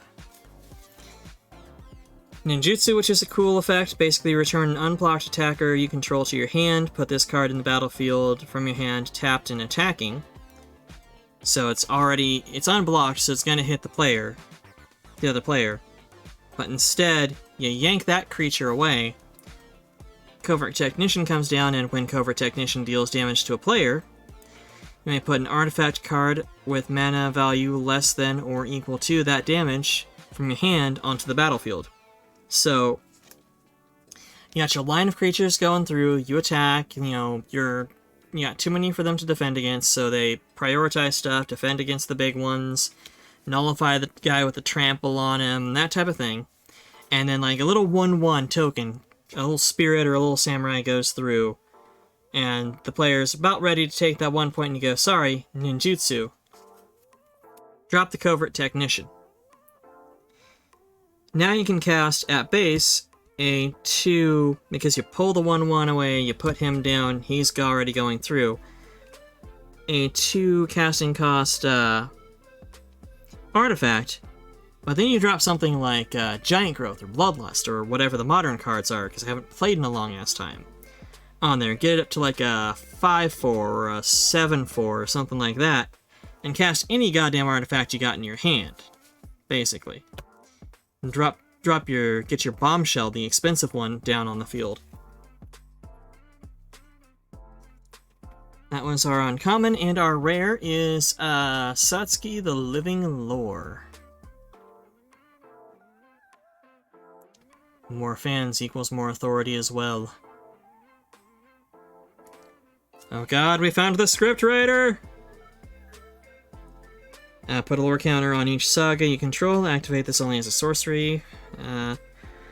That's their tap ability. When Satsuki Living Lord dies, choose one, return a saga or enchantment creature you control to your owner's hand, or return saga card from your graveyard to your hand. Neat. So that is actually pretty cool, and I'm getting set up pretty well for, like, green and white, actually. So thank you, Fox. Appropriate that Fox would get me a lore keeper. And druid. Not a bard, but still. Now let's see what Darling Minxie got me. The dearest Minxie one. Our token is a samurai. Wake the fuck up, samurai. We've got 2/2 vigilance to use. Land. You know, I want more combi lands, so I'm gonna call a color and then be disappointed because it's combi, or be wrong because it's combi land, but not be disappointed because it's gonna be a cool card. Plains. Fuck, I was actually right. I don't know how to handle this. It's alt art card, traditional art card, Plains. Yeah, the traditional art card ones are fucking gorgeous. They, what is that board game about taking a pilgrimage to Kyoto, I believe? Based around some art an artist did artfully during the Kyoto era. You're just assembling it in your, well, whatever. Traditional art card. Got another Ninja's Kunai. You gotta have yourself some kunaives. A Moon Snare prototype. Gotta get them nets down.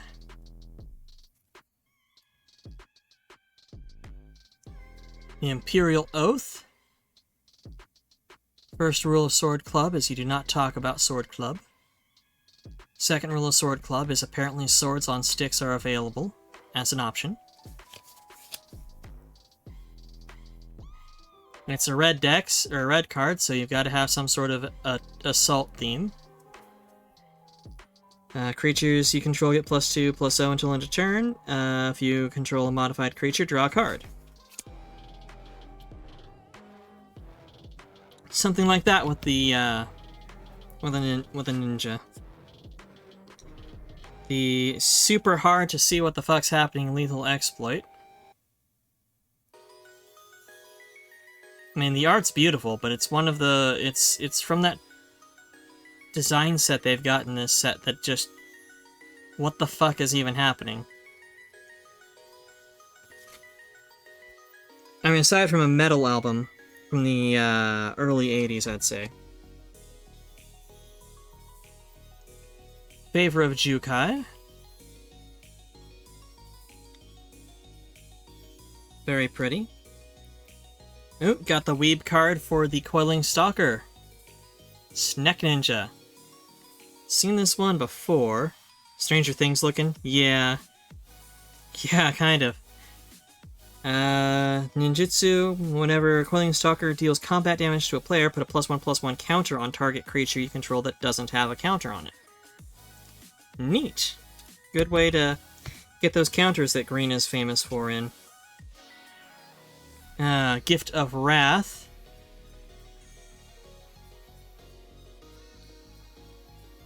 Little demon's just giving him some advice. Shouldn't listen to the demon on your shoulder. Always listen to the angel, unless the demon killed the angel, in which case you got problems, but whatever. Oh! One I have not seen yet. The Life of Toshiro Umezawa. Toshiro Umezawa. Don't listen to the demons, come to me instead. Indeed, listen to the fox. Find out what the fox says. So, the Saga cards came out with the first of the Theros sets. When you cast it, it's an enchantment, and then every turn, after your draw step, you drop a lore counter on it.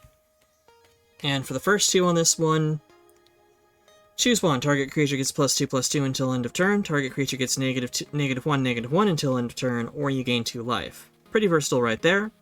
And on the third turn it's out, or third token it gets, because there are things that can put lore tokens down. Flip it, and you get Memory of Toshiro.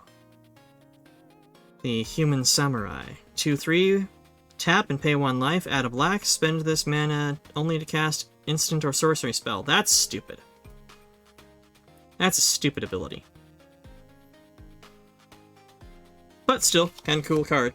I like the concept behind that. We've got the Go Shintai of Shared Porpoise. These are another mechanic that they dropped in for Kamigawa. They're shrines that do things.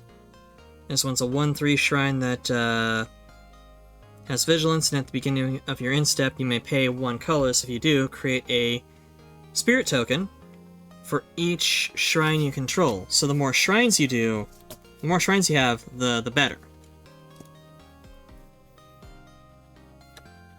And that's how the shrines work, is you can build a deck that favors shrines heavily, and they all do certain things if you have shrines out. Kind of like playing Splinters back in the day. Or Slivers. Banishing Slash. Fuck you, Demonic Peacock. Slivers. Could use the old shrines too. Yeah, most likely. I mean, it just says for each shrine you control. So as long as it's a shrine. And I think there's land that count as shrines too. Destroy up to 1 target artifact, enchantment, or tapped creature. Then you can, if you control an enchantment, artifact, and an enchantment, create a 2/2 samurai with vigilance. Neat. Only ever played briefly in the early thousands. Early thousands was well after I left. I played from Fallen Empires until 4th edition, I think, which was 97, 98? Sounds about right. But I've been obviously buying packs again. I like Magic. It's a fun game.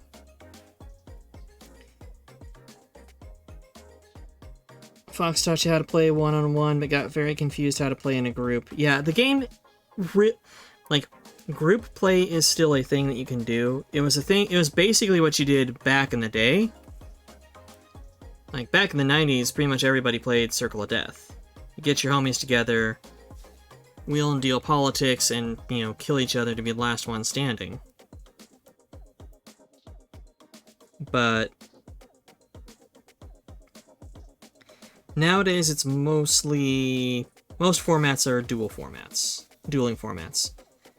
There are multiplayer formats, and of course you can always just take some decks that are set up for dueling purposes, and play them against groups, but it's one of those things where it can be done, but it's just not really done anymore. More into TCGs when you were in college, but did collect Pokemon cards when you were in middle school. I actually did not collect Pokemon cards in middle school myself. I was kind of getting annoyed with all the Pokemon people sucking up all the weeb. But I was kind of a little shit at the time, so, you know, middle school after all. That being said, I have a small amount of Pokemon cards in several decks, right now. So, Shikohime, bring your deck. Dokuchi Silencer. Very menacing. Ninjutsu, and when the Silencer deals combat to a player, you may discard a creature card. When you do, destroy target creature or planeswalker that player controls. So that is actually pretty cool. Especially with black, because black does a lot of, oh, it's in my graveyard. Well, I cast this and now immediately put it into play.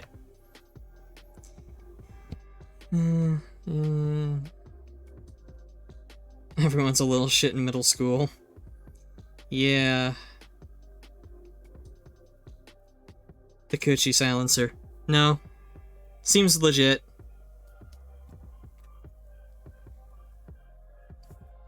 The rare from Darling Minx is, thank you, counter. Ryu, Storm's Edge. So, Minx, you got me an edgelord here. White and red, not a common combo. It's a 3/3, first strike whenever samurai or warrior you control attacks alone, which is a common mechanic in Kamigawa. Untap it. If it's the first combat phase of the turn, there is additional combat phase after this phase. Neat.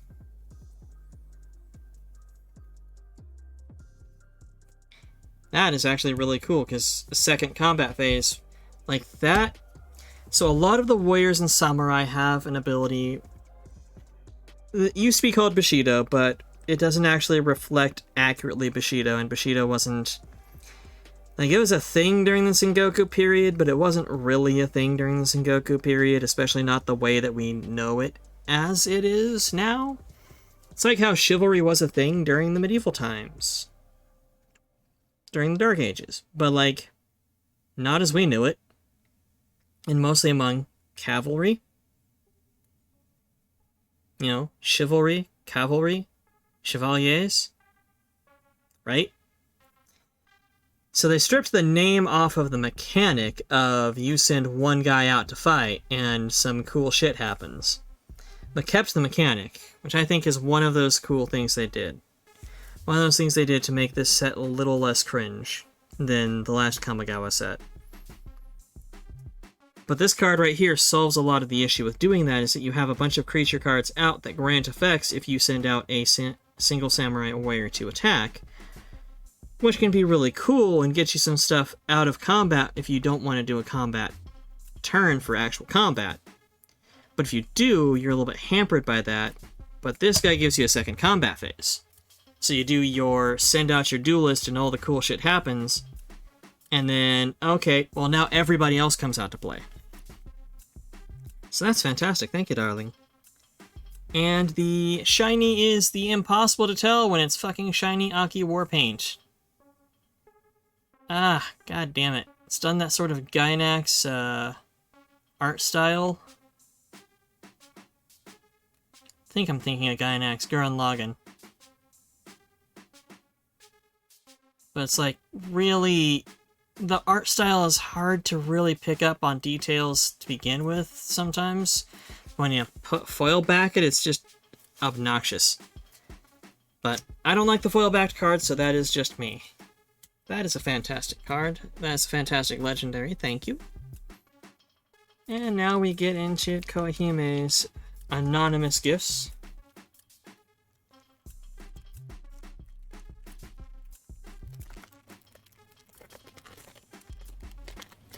Pack 1 of 5, we've got a pilot token. Love the pilot token, she's a cutie. Like, that is absolutely the haircut of somebody who's gonna fuck you up with a robot. You just know it. She's either going to bore you to tears with administrative paperwork, or boom, robot. And pilots crew vehicles as though they were 2 power greater, which is kind of cool.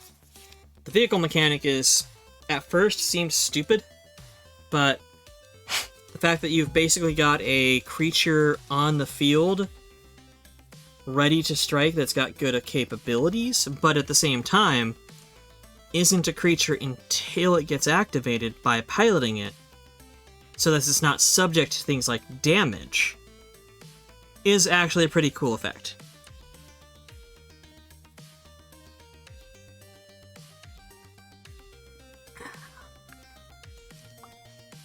Hydrate.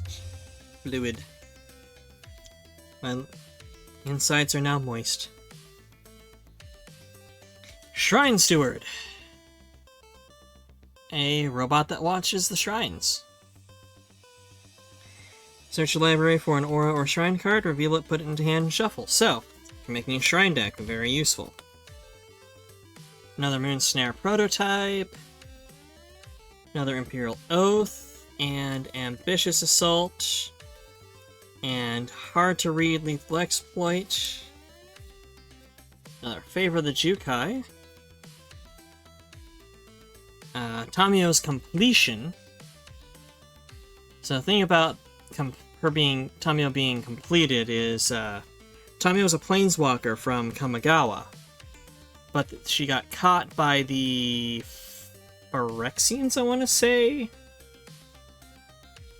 Some bad guy faction that's unspeakably evil and trying to create idealized life, and basically completed her.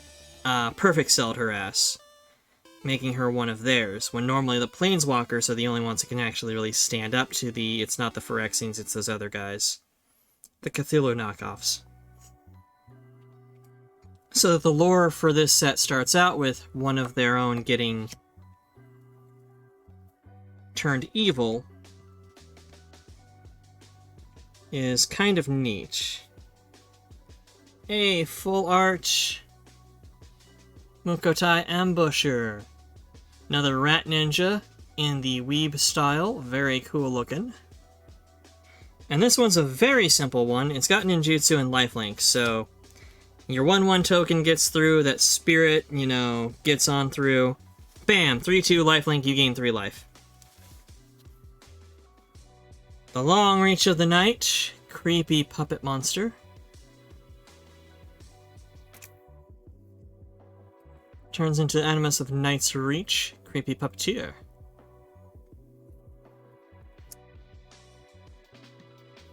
Historian's Wisdom, again, Snack smart. And fans, so not only Snack, but fans, so smart and has authority. Okay, well that one looks fucking great. That is a prosperous thief, and it's stealing a huge koi fish. Why? Who knows? But the fact that this is the first one to come from Koihime means Rafi is probably chuckling somewhere. Ninjutsu, and whenever one or more ninja or rogue creatures you control deal combat damage to a player, create a treasure token. So you drop that thing when you can drop a lot of ninjas. It's the Xanathar's fish. Oh, that's why. Yeah, no. Stealing Xanathar's goldfish is a serious offense. I know, because we killed the Xanathar, and we killed the Xanathar when it came back as an undead, and we still have his fucking goldfish. He can eat it. One of my favorite art cards, or cards artistically, the Blossom Prancer. I've got a lot of them. Also appropriate that it came from Koihime. But it's a deer with a sakura tree for antlers. It's great. Love that. You could say this card is very dear to me.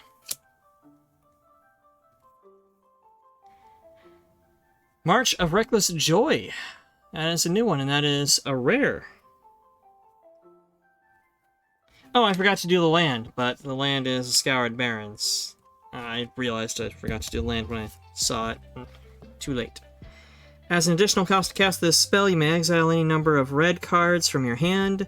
The spell costs 2 less for each cast, and it's at X, so it's pumpable. Exile X cards from your library. You may play up to 2 of those cards until the end of your next turn.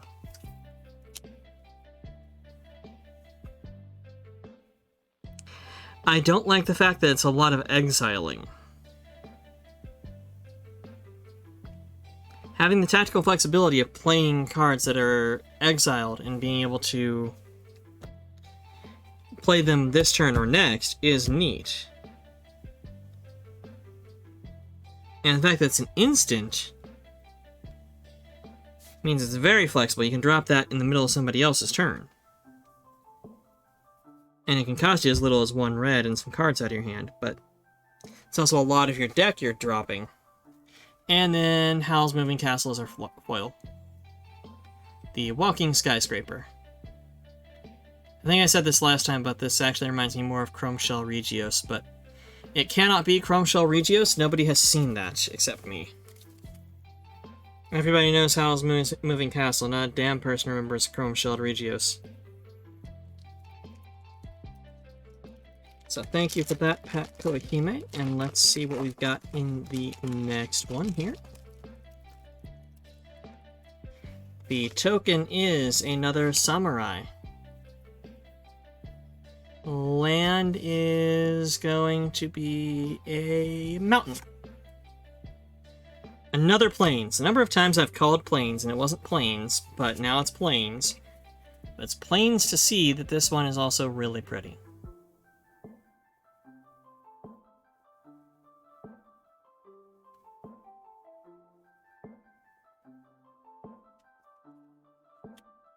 Fantastic. Love those cards. Another Shrine Steward. Grafted Growth. You got a sakura tree, but you really want pine trees. You know what to do.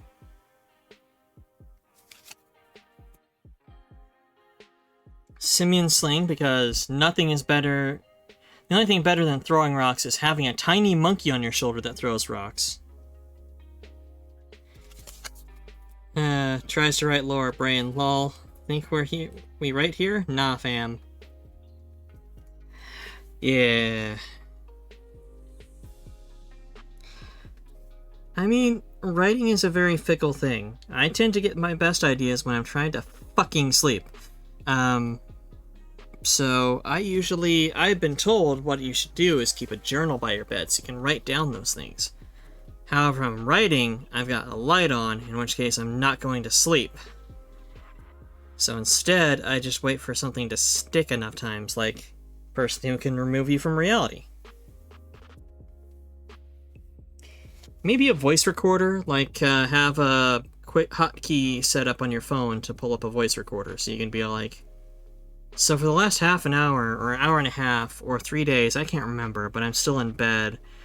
I've been thinking about, and blah blah blah, yakety smackety.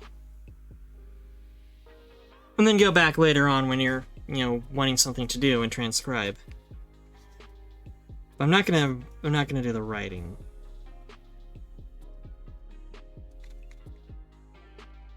God, it's frustrating trying to go to sleep when your brain's being creative. Or has anxiety. Or is being anxiously creative. Reckoner's bargain. Deal with the devil.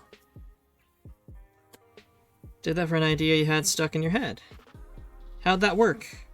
How'd that work for you, Kohime? The barrier of memory, because of course you should always repeat cards that are in core into the sets that are being released this season, so collectors have to get more copies of the same fucking card. Very pretty, though. Is when I started realizing I did not want to write HP fanfiction. Might write in 24x. Well, if you write in 24x, it's not lore at that point. It's just current events. You know, because you're a cyberpunk.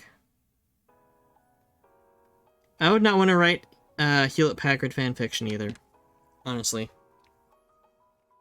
Another Moon Snare prototype. The Ancestral Katanas. Wea Blades.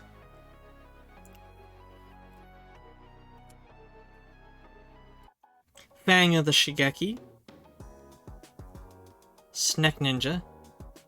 Counts as ninja, but doesn't have ninjutsu, but it does have Death Touch.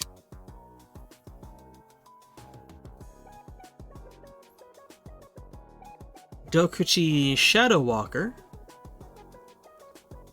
With the Alt Weeb art card. Very nice art. Look at those fucking abs. God damn, he could crush a skull on those. Probably has. Has ninjutsu, but it's just a 5/5, so it's a 5/5 that's expensive as fuck unless you drop it with ninjutsu. If you ever want to write... I mean, if you ever want to collaborate on writing, let me know, Kohime. I'm not going to say no. But I understand if you want to take a break from it, because you're getting out of an abusive relationship with writing. The Modern Age! I don't think I have this one. Look at that. Digital neon-ass trees. Focus on digital neon-ass trees.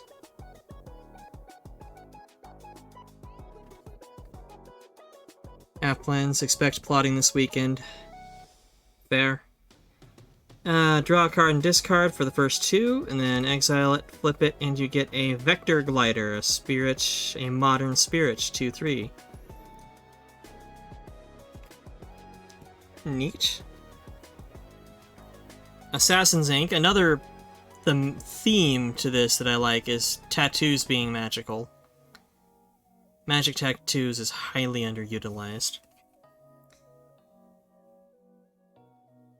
But just straight up destroy target creature or planeswalker.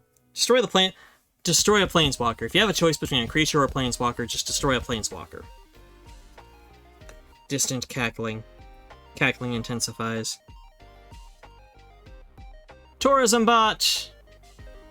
Towashi guide bot. Look at him, he's got a platform head, he could hold your drink. Little buddy. When he enters the battlefield, put a +1/+1 counter on target creature control. 4 and tap, draw a card. This ability costs 1 less for each modified creature you control, which is a creature with equipment, aura, or counters. Neat. Another uncommon is the Reto Sentinel. Cool lion statue. Defender. So back when I was playing, they didn't have defenders, they just called them walls. But defender, when it enters the battlefield, target player mills 3 cards, or for 3, put target card from a graveyard on the bottom of its owner's library. Neat. And the rare is Brilliant Restoration. First of all, very brilliant. It is not a foil card, but the light is, the camera is having a hard time picking it up because it's just so brilliant.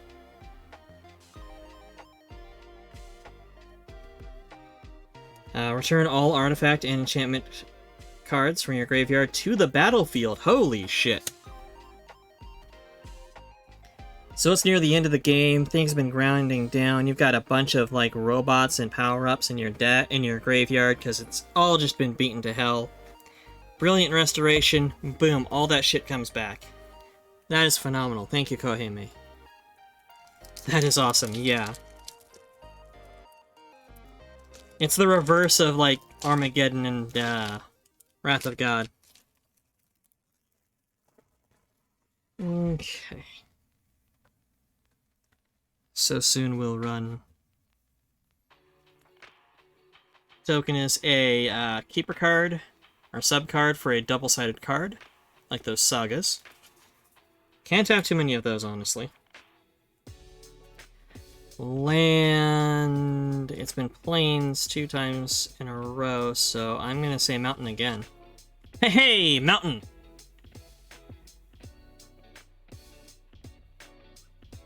Nice.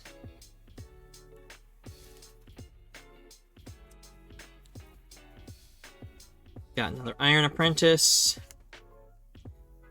Another Lista Fox, Fox Smorch. Crackling Emergence, which enchant land you control. Enchanted land is a 3/3 red spirit creature with haste. It is still a land. If enchanted land would be destroyed, instead sacrifice Crackling Emergence, and that land gains indestructible until end of turn. So that's what that do, and it's actually pretty cool. Weaponizing lands is something that I've been doing in decks for a long time. Back when I was playing back in the day, I had Mishra's Factories in my decks, which were the first land that actually turned into a creature.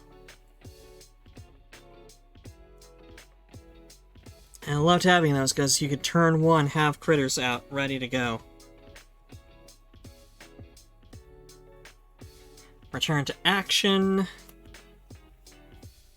Harmonious Emergence, a green Emergence Aura. Target a land. Enchanted land is a 4/5 green spirit creature with vigilance and haste. Damn, it's still a land. And then sacrifice to save the land.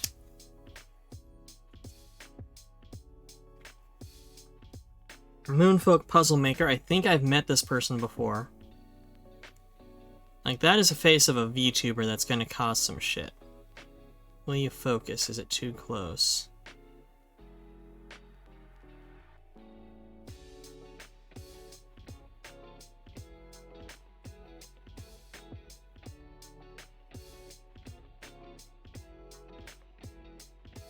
There we go.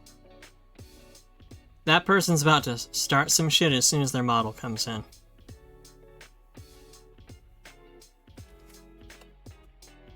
Do not buy the streamer camera from Logitech, by the way. It is $120 of I could have gotten better for cheaper. I've mentioned it before, but the main reason I got this was I thought that having, because it can do 60 FPS at a 1080p resolution, I thought that would help with tracking. A, it doesn't, actually. But B, it only gets 60 FPS if you're using Logitech software. If you're using anything else, like say VCFA, you don't get it. $120 of stupid. So it's effectively as good as a Logitech 900 series, 950, 920, which are still like $50 right now. Still. Light the way. Always have a torchbearer with you. Another Tamiya's Completion. Mokutai Ambusher, which is the one with lifelink, the rat person with lifelink. This is the standard art card, not the Weeb art card. And it's ready to just throw down with knives and shuriken. And rose petals, or sakura petals. Era of Enlightenment, creating the Hand of Enlightenment. We've seen this one before. Story Weave. Instant. Choose one. Put 2+1/+1 counters on target creature you control, or put 2 lore counters on target saga you control. Next time one or more enchantment creatures enter the battlefield under your control this turn, each enters with 2 additional +1/+1 counters on them. Damn, that's good. That's real good with sagas, because you drop the saga, wait 1 turn so it has 1 token on it. You drop this to get it 3 tokens so it flips. It's an enchantment creature that comes into play, so it gets 2+1/+1 counters on it. And if you put out any other enchantment creature, it also gets 2+1/+1 counters. That's nice. Dragon Spark Reactor. Very cool looking.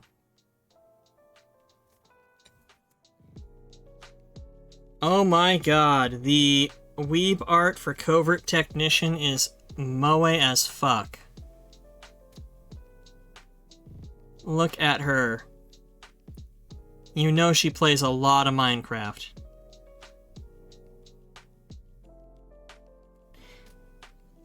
Like, she plays a lot of Minecraft, guys.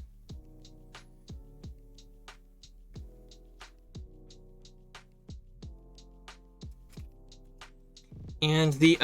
the rare is a mythic. Thank you. It is Kiari, the Swirling Sky, a dragon spirit.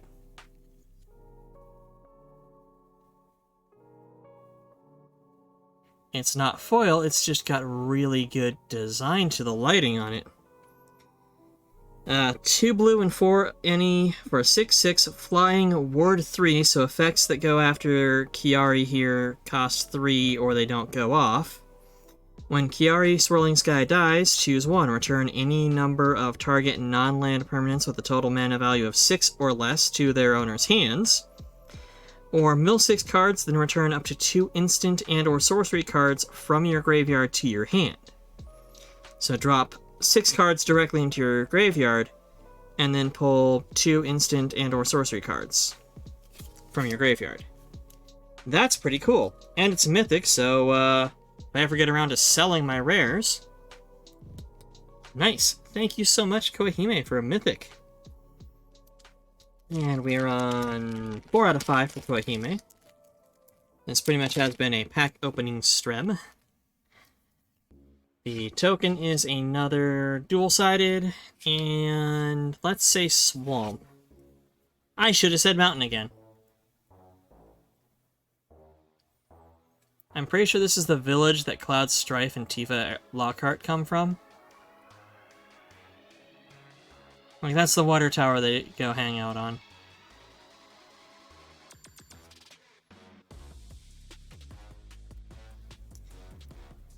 Consume rest, dearest Foxy One.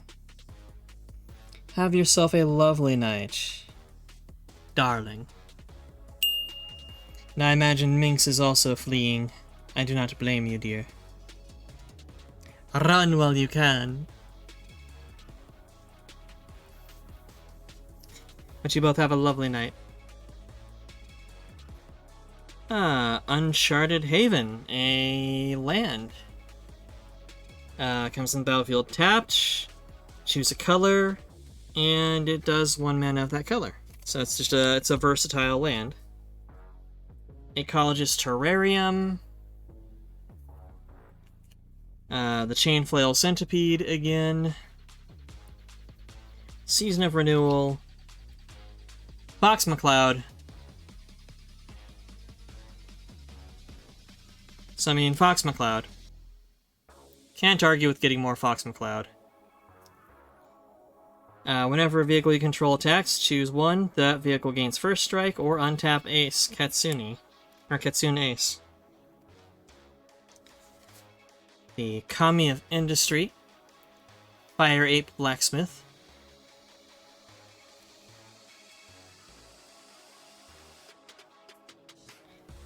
The Kami of Terrible Secrets. Some fucking weird black deck shit.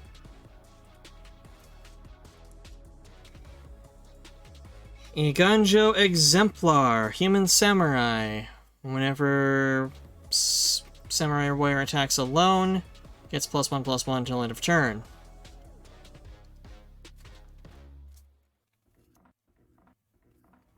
The Kami of Restless Shadows. The Shadow Nose. Ball of Lord Konda turned into Fragment of Konda. Sokenzan Smelter, Goblin Artificer. Cool ass looking goblins in this set. Beginning of combat, you may pay 1, sacrifice an artifact. If you do, create a 3/1 red const artifact creature with haste. Neat. Born to Drive. Different from Born to Run.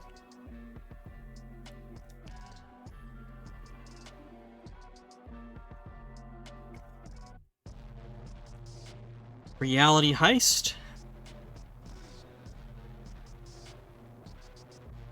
Kind of cool looking. Spell costs 1 less for each artifact you control. Look at the top 7 cards of your library. You may reveal up to 2 artifact cards from among them, put them into your hand, put the rest at the bottom with in any order, and you've done it again, dear. You found another mythic for me. Atsushi, the Blazing Sky. Blaze it. Red Fire Dragon card, 2 and 2 red. It's a 4/4 Flying Trample. Always a good combination there. When it dies, choose 1, exile the top 2 cards from your library until the end of your next turn. You may play those cards, or create 3 treasure tokens.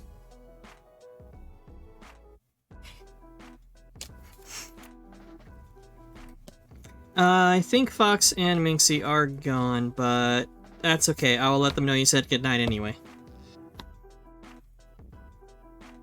Uh-oh. Dread. You're gonna make me figure out how to VIP somebody?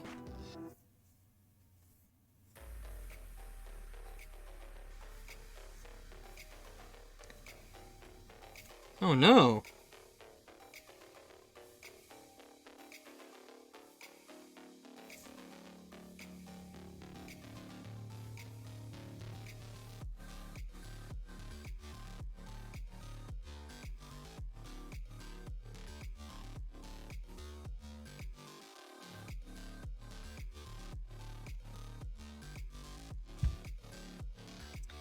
Okay, how do you... Is it just, slash VIP?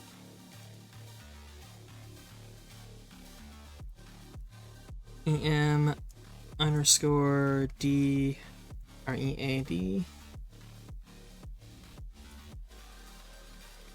Hey! You have been VIP'd, my darling. Welcome to the Coolest Kids Club.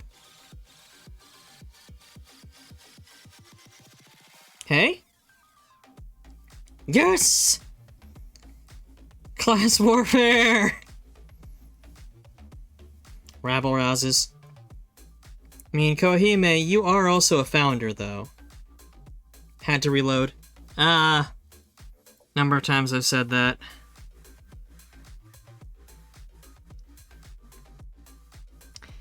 And I believe I have... I'm fairly certain there is a VIP exclusive emote. Fairly certain.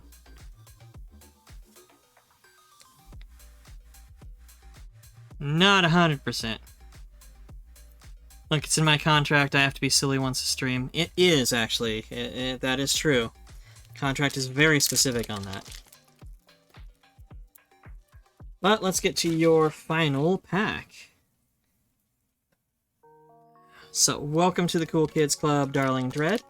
That is what you get when you don't go for the fame of discovering beacons and forcing me to sing. But that also means that you didn't, spend money on something that then cheapens when it's discovered, so. I think you're my first VIP. You are my first VIP. Token is an invite to play arena. Womp womp. Spin mountain twice. Forest once, plains twice, swamp. Island. Dismal backwater. Half right.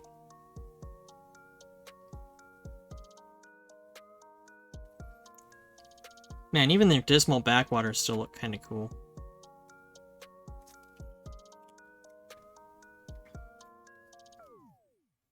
Got another Uncharted Haven, another Armguard Familiar, another Dragonfly Suit, another Aki Ember Keeper, third Omaiwa Shindaru. Probably appropriate that you are the third person to give me one of those. I think I've gotten those in the correct order. Tamio's Safekeeping, the Guardians of Oboro, Moonfolk, Samurai, they are guarding a floating rock. A floating rock. Defender, modified creatures you control can attack as though they didn't have Defender. That's... I mean, it's a cheap 3/4, and Defender's not a bad thing to have, it just means you can't attack with them. And you can strip Defender off by giving them literally anything. But it seems a little weird.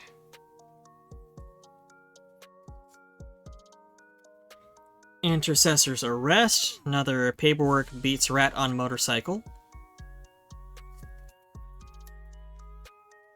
The Coiling Stalker, Snack Ninja. This is what the normal art card looks like. Befriending Moths. I did this in Minecraft. That's how I got Dusty Flaps, my moth. Imperial Moth, 2/4 with flying.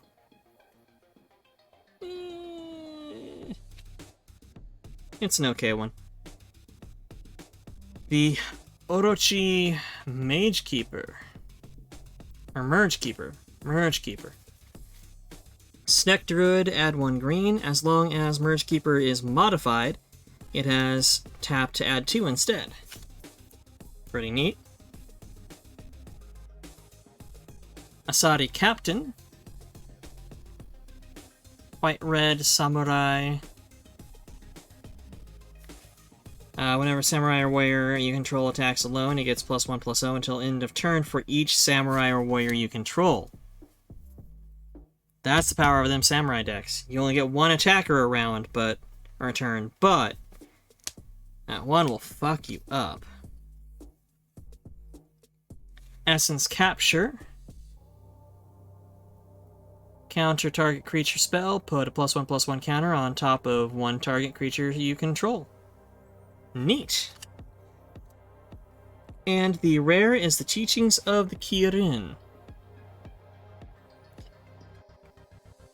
First round, mill 3 cards, create a +1/+1 colorless spirit creature.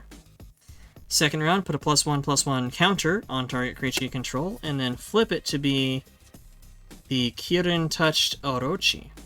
So it is the Kirin's pet snack.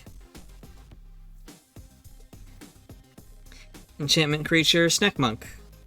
Whenever it attacks, choose 1. Exile target creature card from graveyard. When you do, create a +1/+1 colorless spirit. Or exile target non-creature card from a graveyard. When you do, put a +1/+1 counter. That's pretty cool. There are some good options I have for setting up in Kamigawa. And that is the packs. That was... I should read through those faster, I guess, but let's see. It's not going to be dry enough to... Yeah, it's still a little soft, but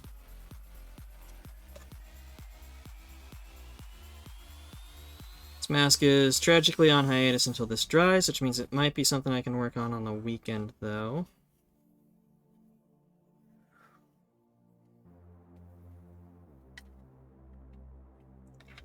So I'll set you aside, and let's get back to crafting. I feel bad because I wanted to get the wolf mask done first, but it's really just been... everything's lined up with this one, and that one's been kind of a bastard.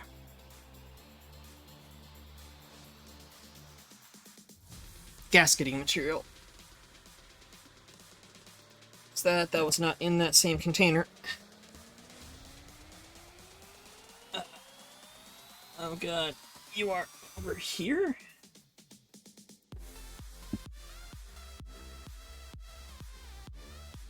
Are you in this box? one that's threatening to drop another box on my head.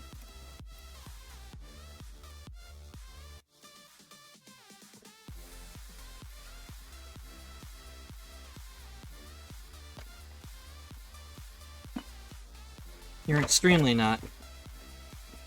That's just a bunch of random junk. I know I have gasketing.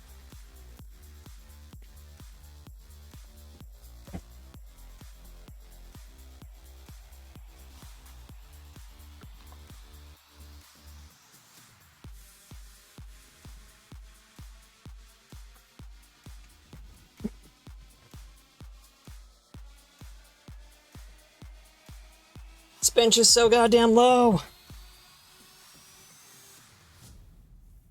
Eh.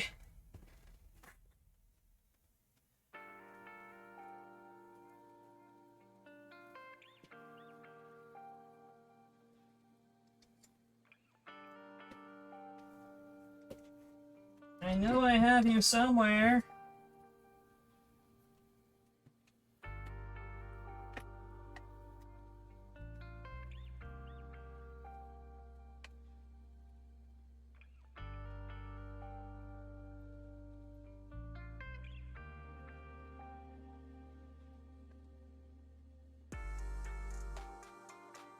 Here you are. Oh god, and you're buried. Alright. I get the other box up. Eh.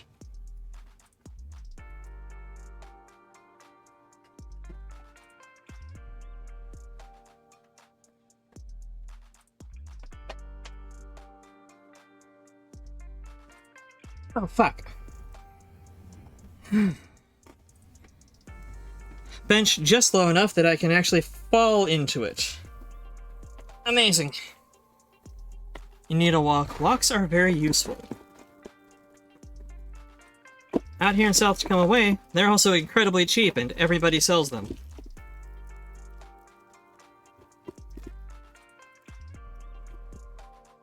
I have one that I barely used. In fact, I haven't actually used it now that I think about it. So this is what I'm going to use for gasketing. I got a couple of options. Thicker,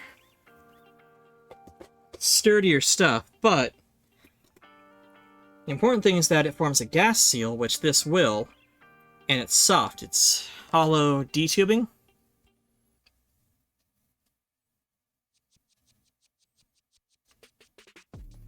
Oh. I must have attacked the light at some point. Eh. There we go, I think you can kind of see it there. It's D-tubing like weather stripping. So, this will just run all the way around the perimeter.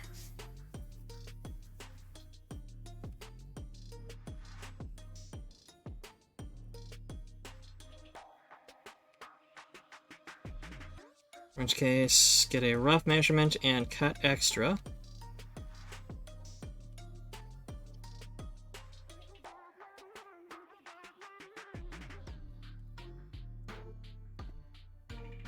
I feel as though that is good.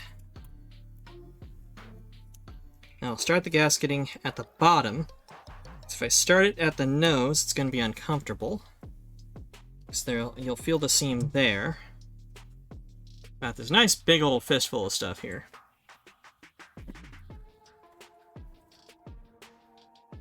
Got these ridiculous folding scissors with my magnetic sheet magnets. It does not actually fold well, which is why it's part of why it's so ridiculous. There we go.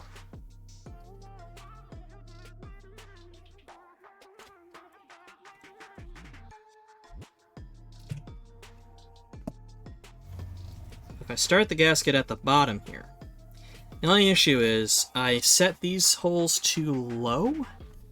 If I'd set them out here, they'd still have about the same stability. They're more stable here.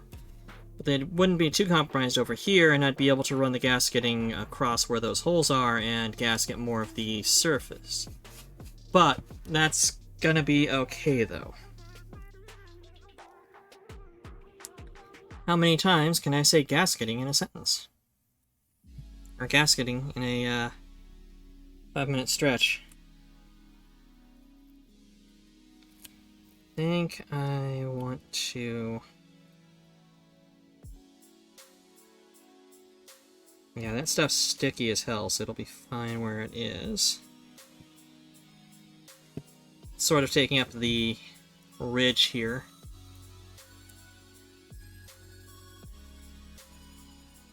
And I want to try and make it even so that it looks cool.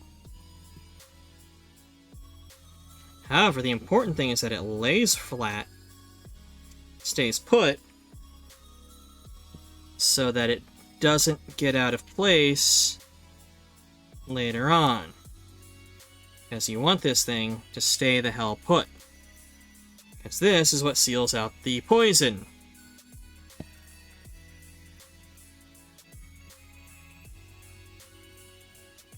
This is what seals out all those pleb rays that cause you to buy red hats and want to make things something something. And then what I can do is make them match up. I think I'll do that here. But I will use a sharp object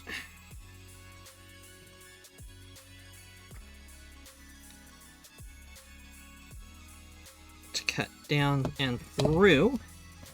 And those two edges meet up perfect, so that's going to be a solid gasket. However, what I can also do is take this little piece and gasket right there, too. So it reinforces where there is that seam. I could try and glue the seam, but that'll also make it stiffer.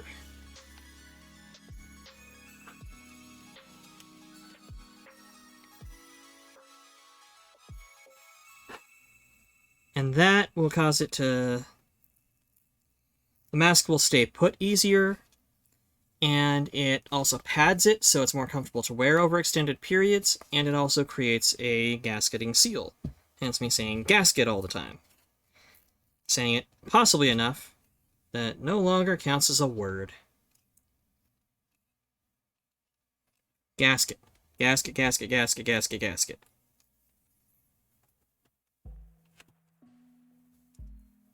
Now I've got 4 of these. I actually only need 2. But you always print up more than you need in case something goes fucky-wucky. And gasket. Indeed. Fuck, where is my needle and thread? Is it somewhere beneath me here? Yep.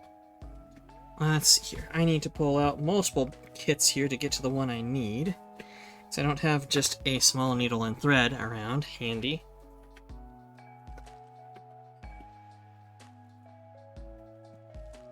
My tattoo machine. Well, tattoo kit, including green soap.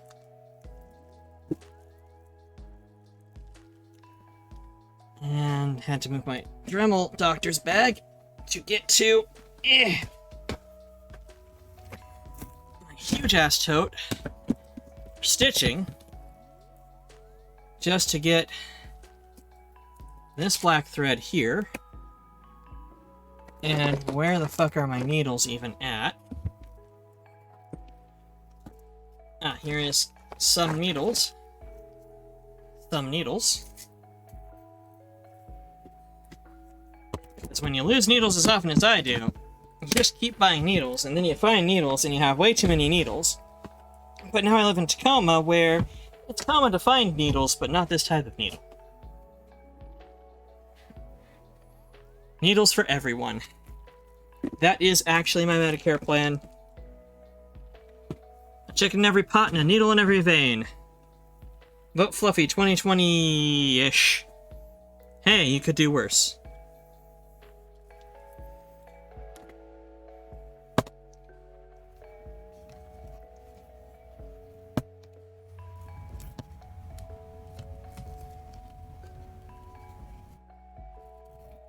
Let's actually adjust this gasketing so it's on one side, and then the secondary piece is on the other side. There we go. Yep, I can feel both engaged now. Both of them engaged now. So that's good. Nose area is where you want to be careful. If you lay that with too much tension, it'll start to come up on the nose, in which case you lose your seal, which is not good. That's not enough thread, but at least I had a needle, so I didn't need to grab the needles also. Fuck it, whatever. Does not hurt to have them out. Plus, this way I can keep them on the desk. Where is my thread end? Where's my thread end?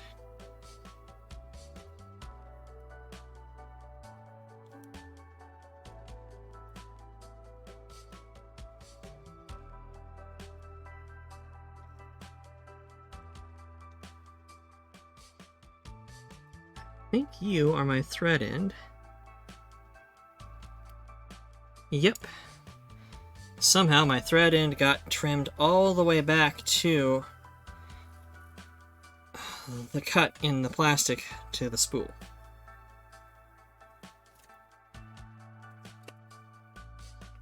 So let's not make that mistake again.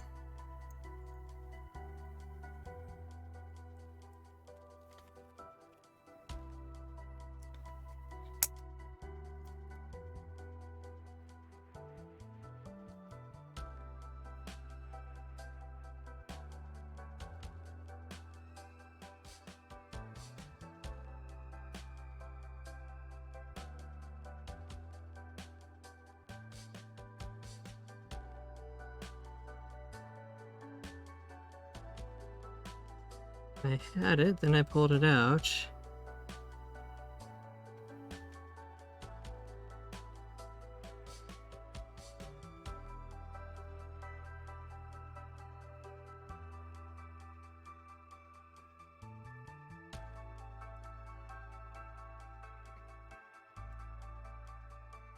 There's a little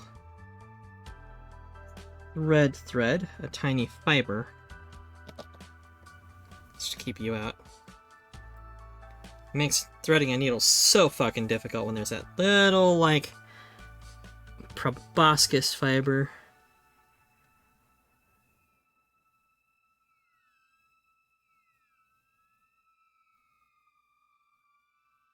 There you go, you motherfucker.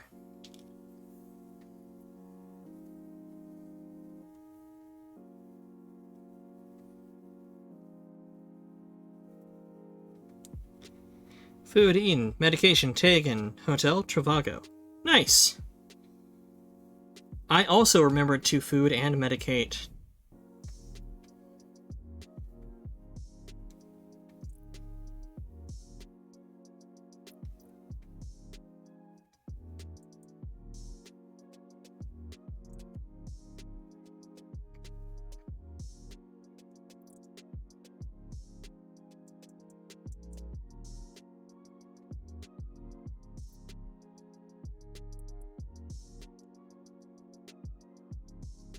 I always get super paranoid with the knots and make a nice big fat one that can't slip through the material.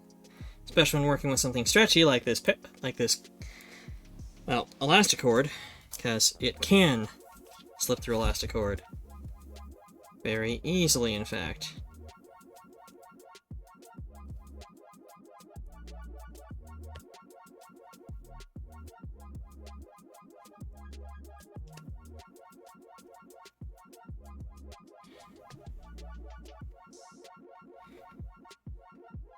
Embroidery stream would be really good, actually. I would watch an embroidery stream. I never remember how much of this stuff I need, so I'm gonna... Since I have a whole bunch since I've stopped having to make pandemic masks, I'm just gonna grab entirely too much.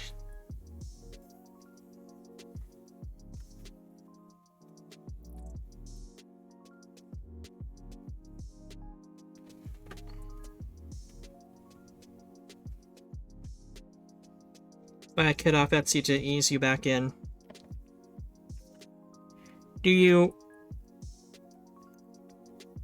still have the tools of the trade. If so, you could probably avoid buying a kit and just find a pattern you like online. I don't know how embroidery works, really. Pattern. Ah.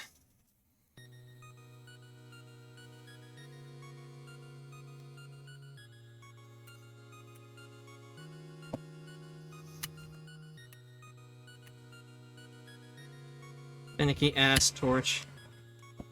There we go. Torch the ends so that they stay secure.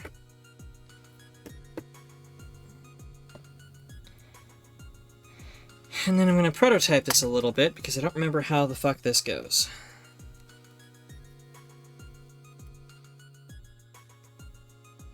Fox is such an enabler. Posted rune today in Discord and he sends me a link to a set of amethyst runes. You're like, sir, I still have my rose quartz set. I love my rose quartz set. I believe it goes at like 6 feet of cord here, so this is definitely too much. Stone set would be nice. Well, you've got a birthday coming up. And simps.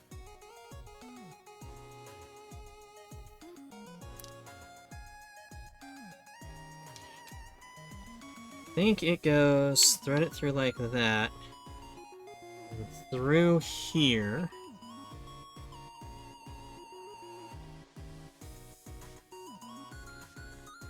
Struggled with the whole reading runes thing. Yeah, runes are a bit trickier. Because they're a single symbol, but they have a lot of meaning behind them. And uses, but they also just... Oh, because white supremacists... Yeah, there's that too. Yeah. I studied Norse mythology, well, much like Cider, I studied Norse mythology and culture, and have to specify, not in a racist way.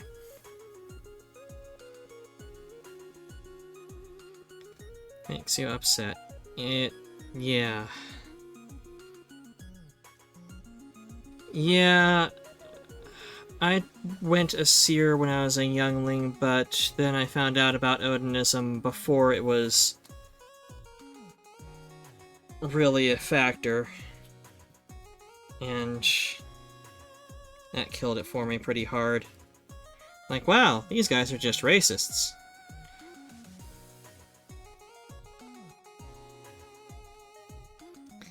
Yeah, the fact that they call it fucking Odinism shows they don't know jack shit.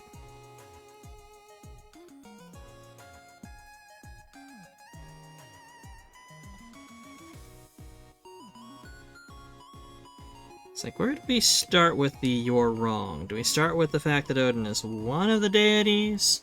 One of the deities of a cast of deities? One who was kind of iffy on being worshipped as much as just he took his due? And I believe it'll anchor here. Except no, by having it go back and forth, it's... Yeah, I can't do double threading.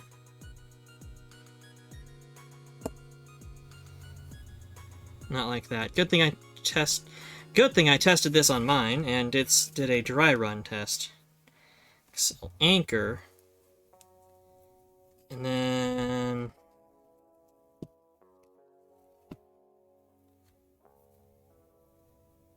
I can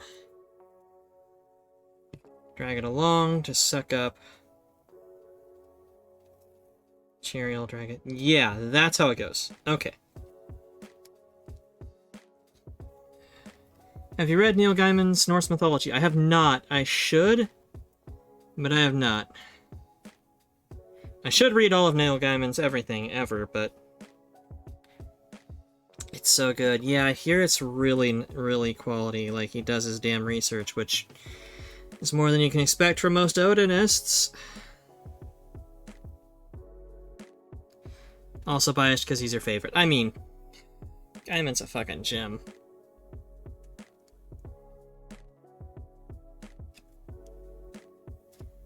Hey, look, it's a creative type in the Nerdosphere who didn't turn out to be problematic as all fuck. Weird how that works.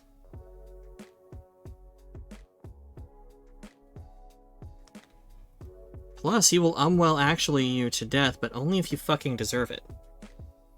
The man is an epic level pedant, but he saves it for the worthy.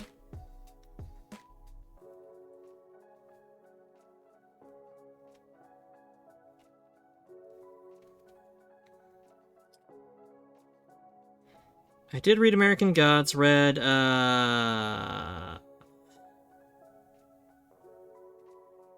Anansi Boys, which is a bit of a spin-off from American Gods. Good Omens. October in the chair on stream, fucking copyright. Yeah.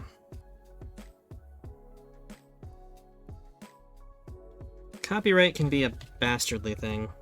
I mean, I respect legitimate copyright protecting artists and IPs, especially when basically nobody else will. But it gets to be a corrupt thing very easily. Like any sort of protection, somebody will use it to exploit the system. Ocean at the End of the Lane, if you have not read it. I don't think I have. That was the one where it was a secret underground fantasy world, like under London, basically. Where he fights a subway car, or subway train. Neverwhere, yeah! Fucking loved Neverwhere. Oh, he wrote it for Amanda Palmer. That's how you could tell you got a good guy, is because he married Amanda Palmer. Or I should say, Amanda Palmer married her. Married him. Her.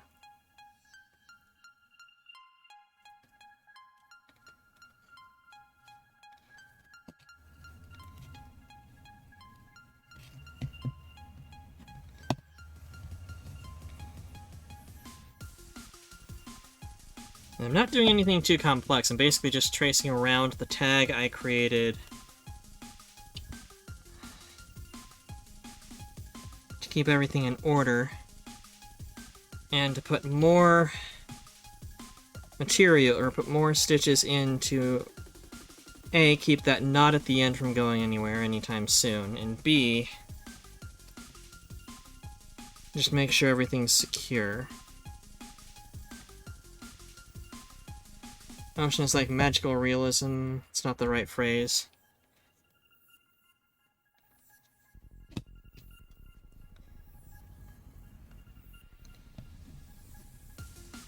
Do you mean it's magic in the modern era, like, or that it's very logic, physics-driven magic? Should read books by Christopher Bielman. I have not heard that name. Could you do me a favor, dearest Red, and throw those up into the recommendations in Fox's library? Because if I should read them, other people should. Magic in a realistic world. Okay. Thank you, darling. Said darling. Thank you. 17? That's not right.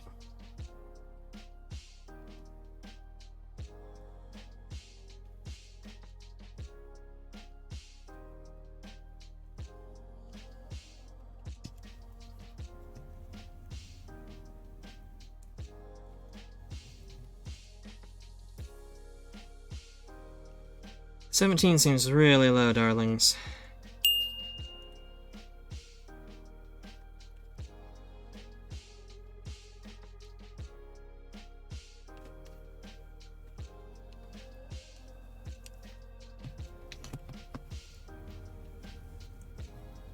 And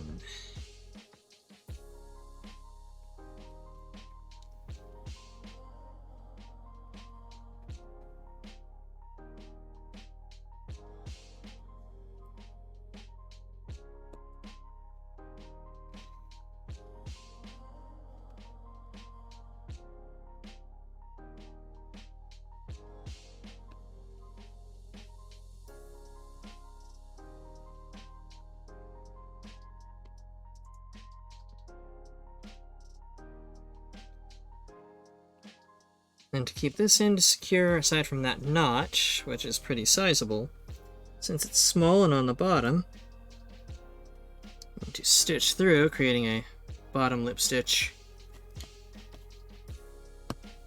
here around the material. It's not really going to be noticeable.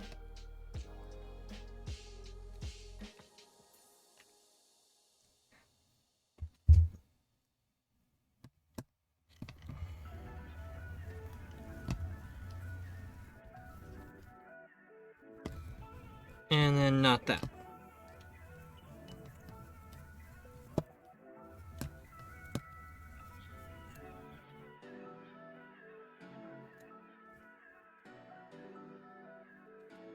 Okay. There we go. That's 1/4 secured. The other one secures pretty easily.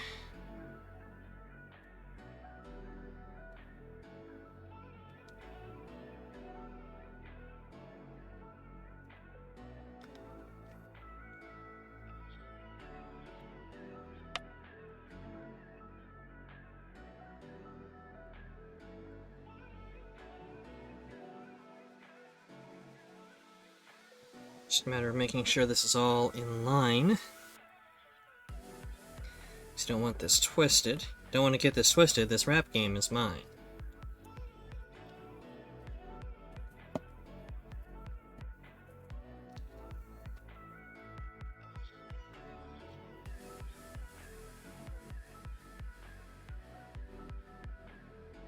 I think, despite the toggle being large,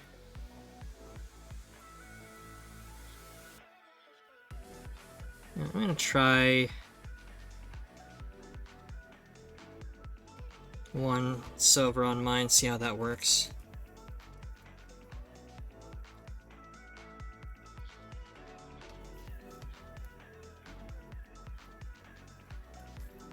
But I want to flip this the other direction.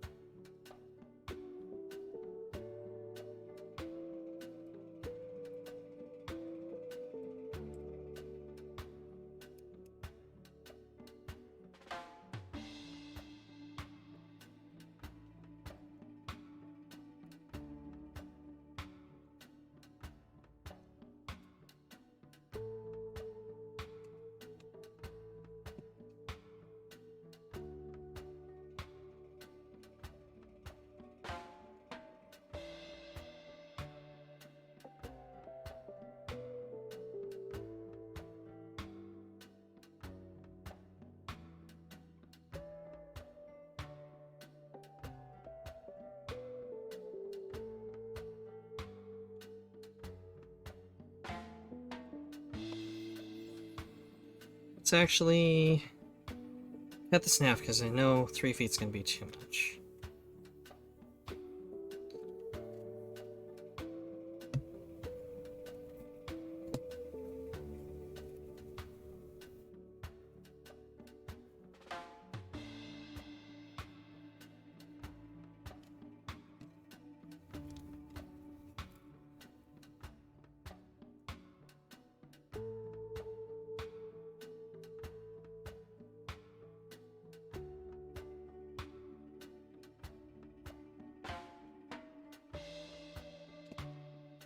I think this is where the sort of artism gets into the mix, because I don't really know proper measurements for this shit.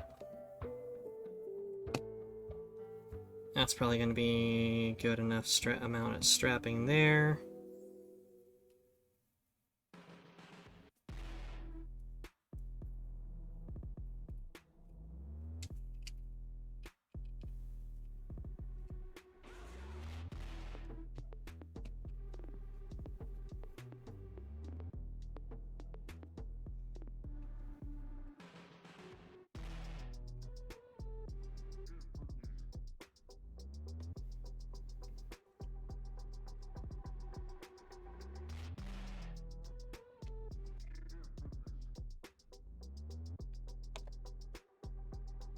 There we go.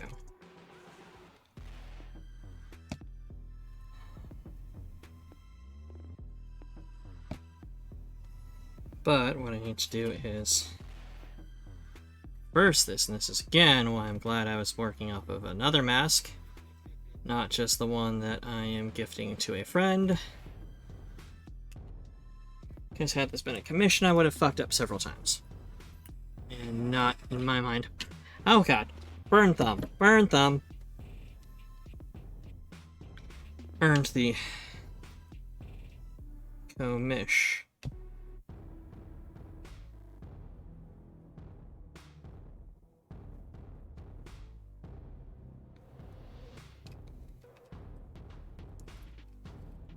Okay. It's okay. It's just a little napalm. It's still good. Hail hydration. Thank you. Hail hydration.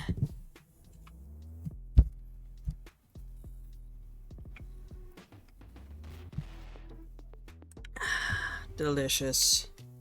Delicious water with stuff in it.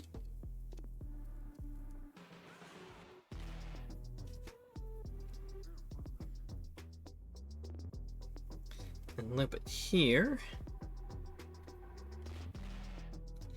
Give that a pinch to test. That looks like it's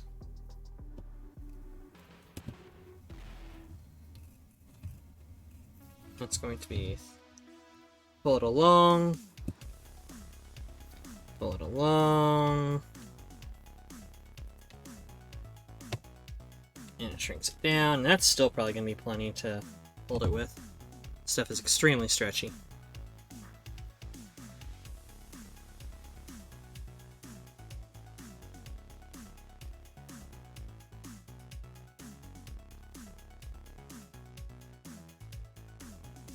That over, and then let's get to stabbing.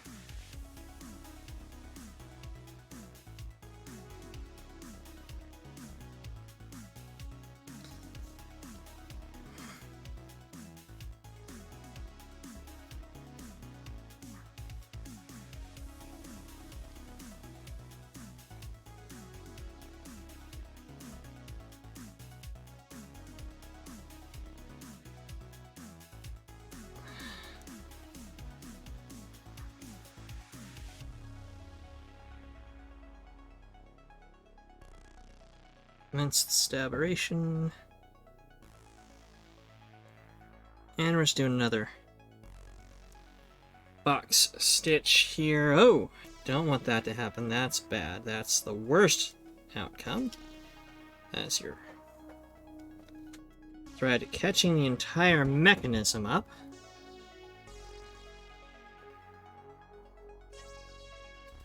There we go. Wow! I know you're upset, but I replaced you with a box because the box would actually sit here.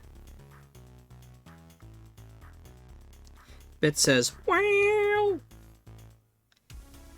Can I do you a favor when you have the moment? Yeah, well, how can I help you, darling?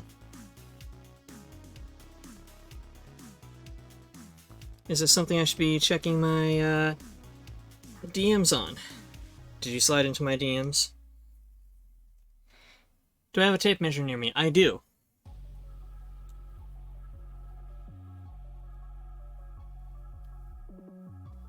I also realize I've got a measurement edge here on this thing. Measure around your wrist. Yes. Let me see if I have a soft tape measure. I don't think I have my soft tape measure. But what I can do easily enough is, cord. Braided hempen cord I was going to use for something.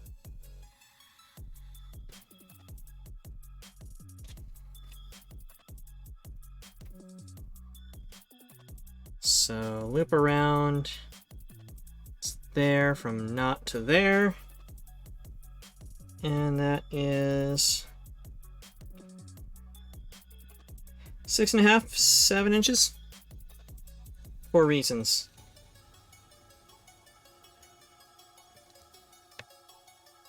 I'm going to do that again just to be sure.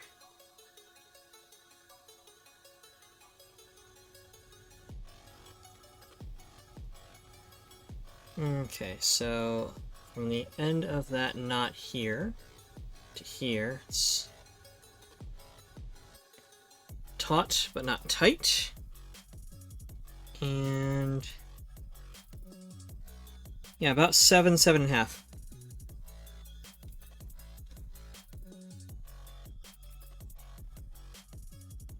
Ah!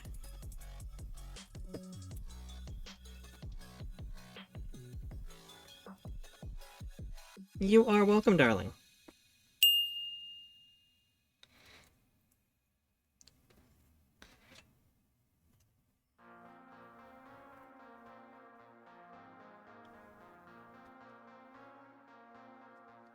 Need to pad the edge of this table a little bit, make it kind of ergo. Never getting rid of that one? No, don't. Because it can either be you sliding up to somebody, right? It's either you sliding up to somebody else's emoji, especially like, say, a butt emoji, for example, or you sliding out from behind somebody else's emoji. I think it combines, personally, I think it combines best with the,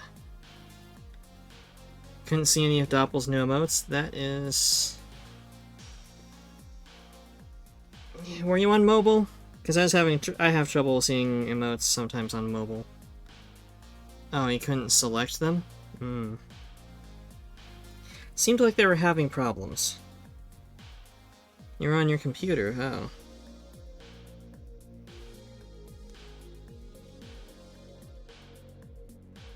I know, I replaced you with a box. The box is as smart.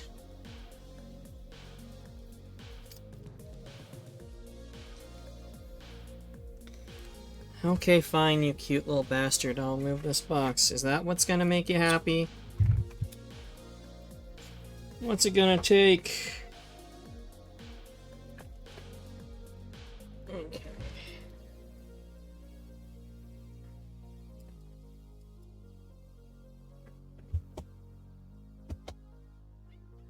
Yes, get up here. Here. Hang out with me. Cuddle. Be cute. Love me! Love me, Bitsy!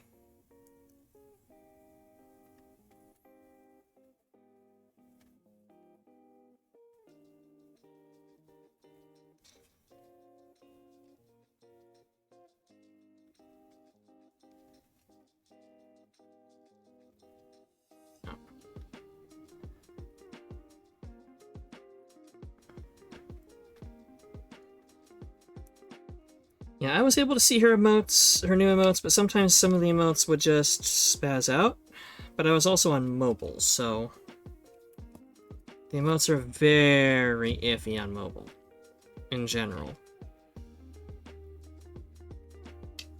Hey, woo. Wow. Let me get my cable out of the way. Now you can cuddles next to me. Cuddles next to me. Love your papa. He feeds you. He brushes you so you don't throw up everywhere. Is that why you don't want to hang out? Because I steal all your fluff so you can't eat it and then throw it up on my chair. I know you're game, you little gremlin. That was a mistake.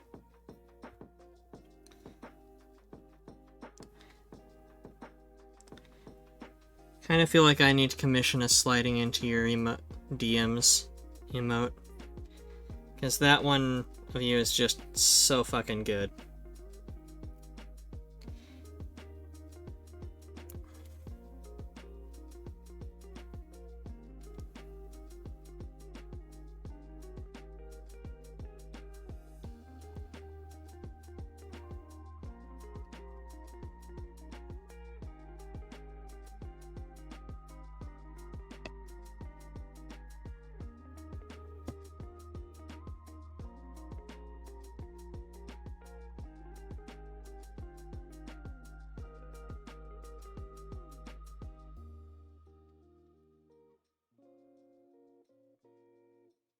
Okay, and then back through. And through the loop.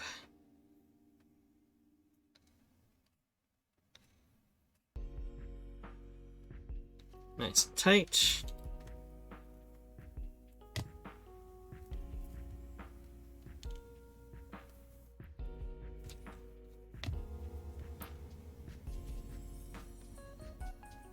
Also, I may be on Comlist to get another overlay package done for like 75% of what the normal price would be. That's pretty cool.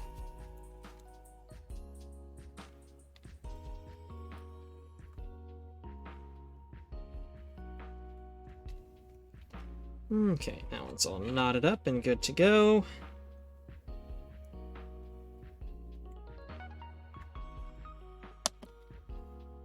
Just like I prefer, properly knotted.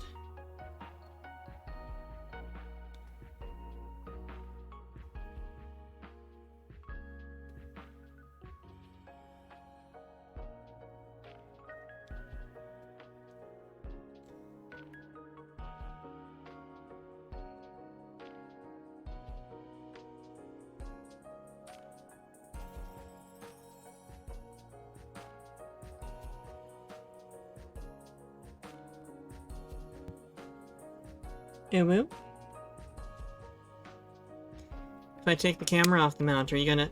Yeah, nope, fine. You don't run away. Camera's staying where it is. You're fine, buddy. Every time he knows the camera. He knows the camera's the thing. Every time I go for it, he runs. Don't you, you smug little bastard. Let me try it now. Oh yeah, I touch it and he leaves.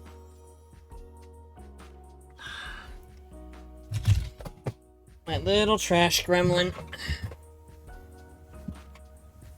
I just dropped my phone onto a bunch of industrial tools, which did not break it. Good. Alright, I'm gonna take my headphones off for a second and see how this fits.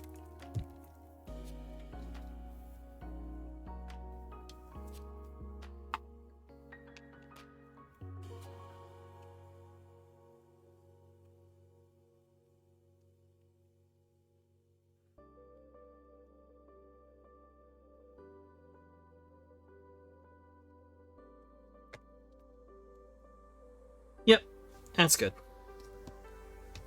It's gonna be a little tricky to toggle with the thinness of the materials here. I might print off some half-size toggles for the wolf cutie.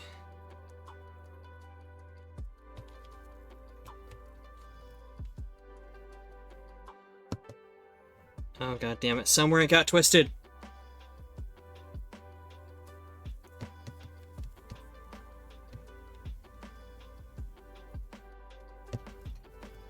Fine. It's fine. It's fine. It's not fine. It'll be fine.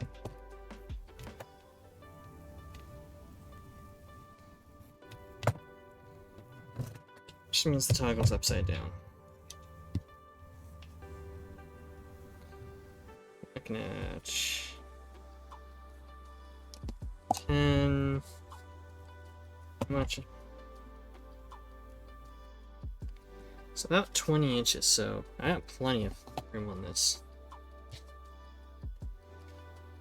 So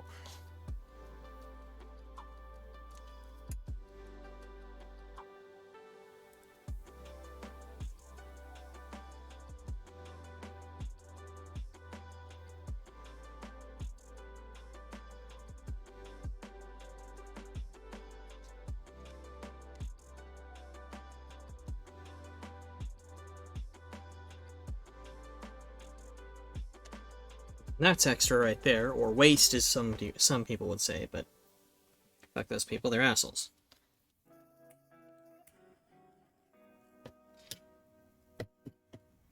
Okay.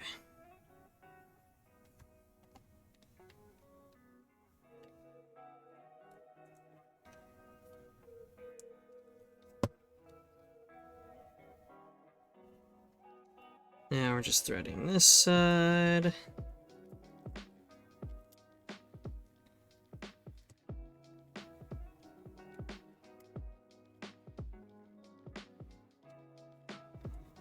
Folding the tag over.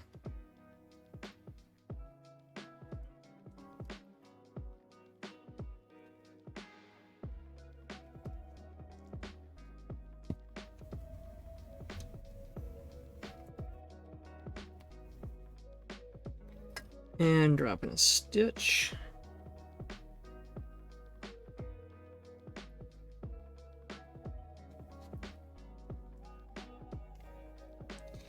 And now that I'm working on these again, I remember what I was doing wrong. Since it's black thread on black elastic, I can just do a loop over like that. I don't need to stitch the tag end together. Just fold it over.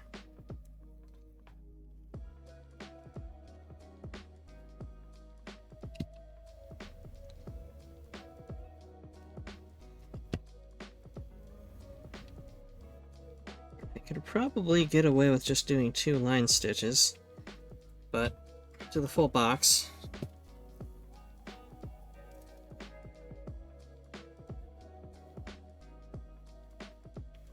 Stab.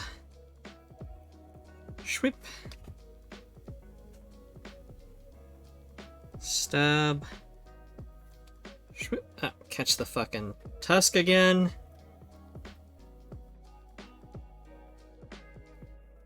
Stab self. Schwip. Fox isn't here to yell at me for stabbing myself. I'm unsupervised with sharp objects. Catch these motherfucking tusks, yo. Also, do not stab. You're not my supervisor. Shit, you're my VIP. You might actually be my supervisor now. Fine.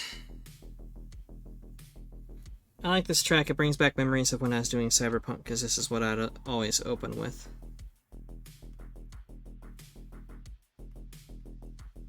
I say it brings back memories, but I mean, I was doing that like late last year, early this year. Anyone else have VIP? Nobody else has claimed it. You're my first VIP.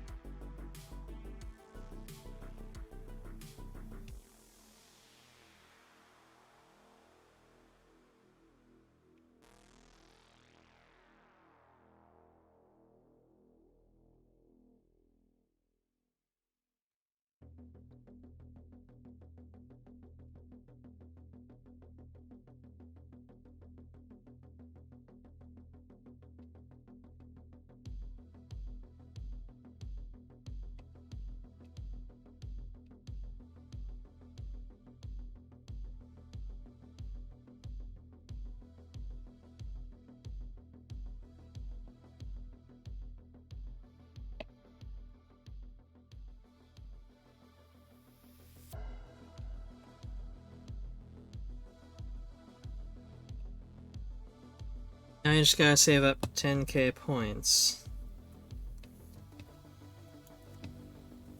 What do I have at 10k, darling? That's not what I wanted. Loose. Ah! The last threat of this sector.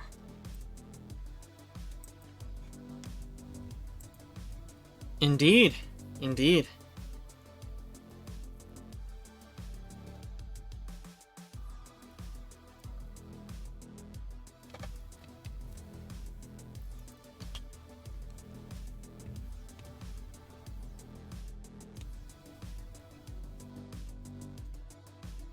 And then I want VIP. Yep. No, don't blame you. Like I said, I think VIP comes with the new emote. If not, I can fix that.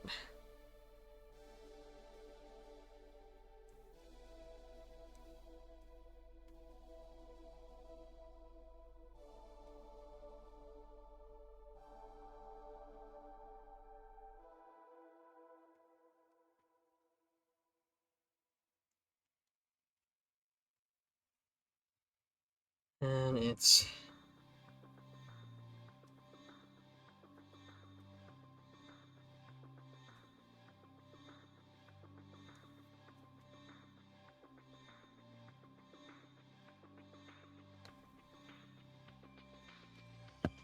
just did this, but now I don't remember.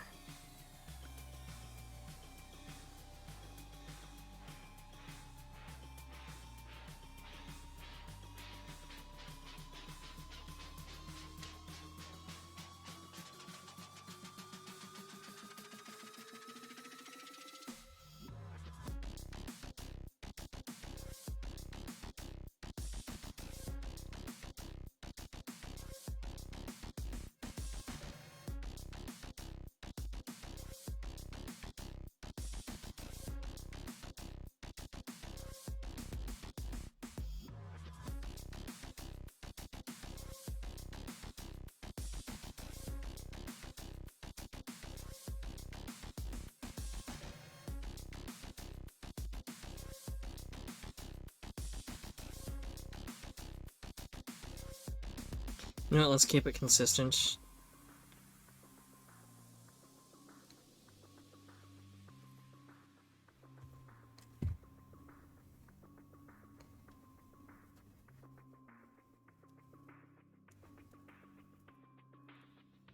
So I know I fucked it up, but...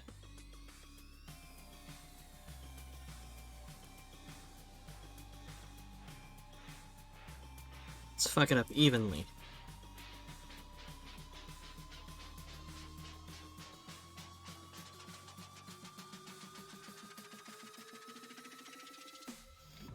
Now is not the time to be introducing extra variables into this fuckery.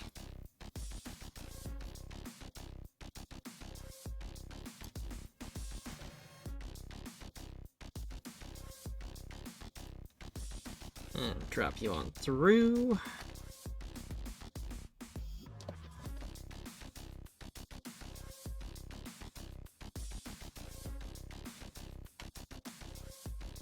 Yeah, craftiness does take a certain level of patience, but at the same time it's something that you actually develop if you get crafty.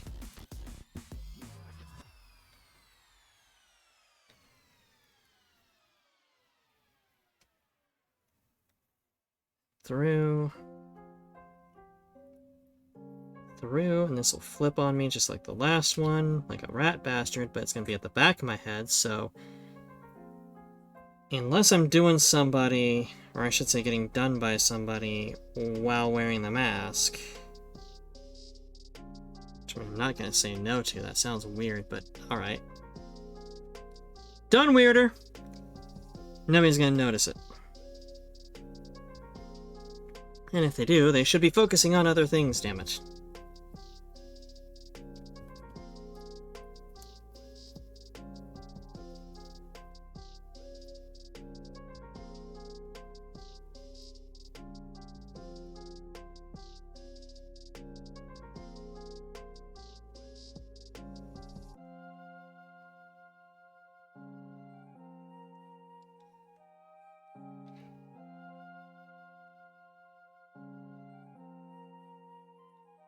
I've personally found that if you find a craft that you like, one that you are passionate about, one that you're into, you will develop the patience very easily.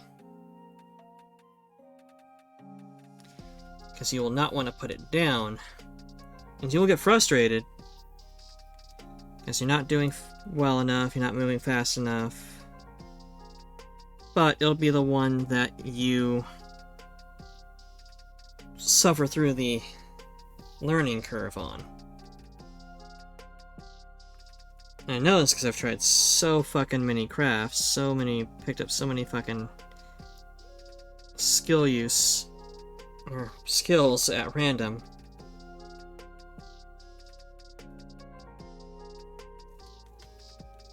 But the only ones I've been able to struggle through and accept and grow and improve on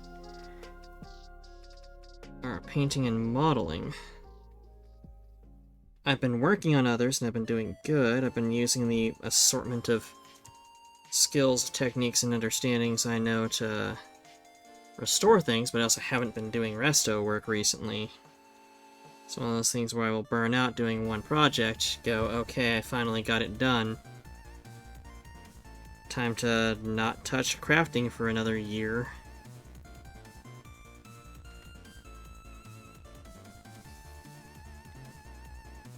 We still need to do that paint night, you, me, and the Foxy one.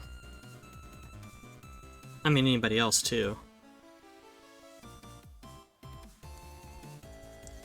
Just everybody sitting around their computers, camera pointed down at the table, just so many people's hands covered in paint.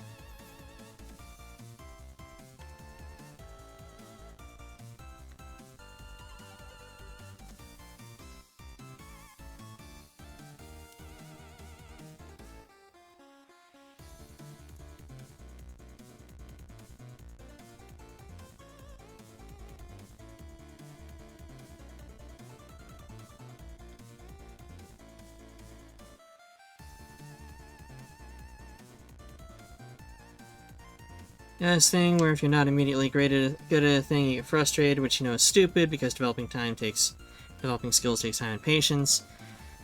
But I'm just like, no, I don't want to fail, give up instead. Same, the fear of failure and the humiliation that one has suffered time and time again as a child and then as an adult for failing leads me to not want to fail in front of others, leads me to not want to fail in general. Deep-seated, I don't want to fail is something that I have a hard time with, but it is something that I must struggle against. Because nobody gets where they are without failure. Like, it's a joke on the Mythbusters, to a degree, that failure is always an option, but as Adam Savage points out, that's because you still learn from failure. The only time failure is bad is if you don't learn from it, and if that's the case, it's not you, or it's not the failure, it's you not learning, you not taking the opportunity to figure out what went wrong, and say, well, let's make this right. Let's do this again. Also told that art would get you nowhere, so when you weren't good at it, you gave up. Yeah. Sounds like you desert folk have some shitty parents all around. Lots of disappointing interactions as a child. Writing got you a scholarship to school, so...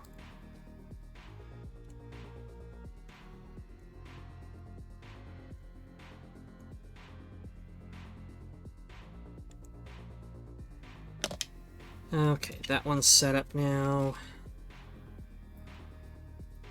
And yep, toggle flipped on me there too, so I'm gonna take off my headset again.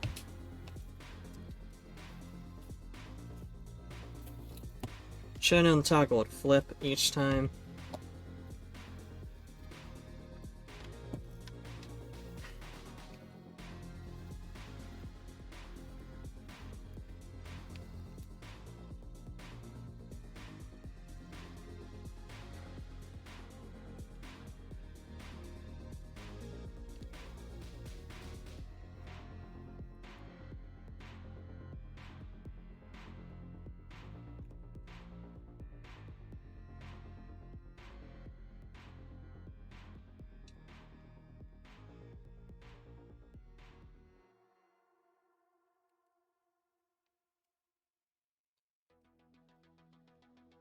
Do not apologize for being chatty, sweetheart. I love talking to you.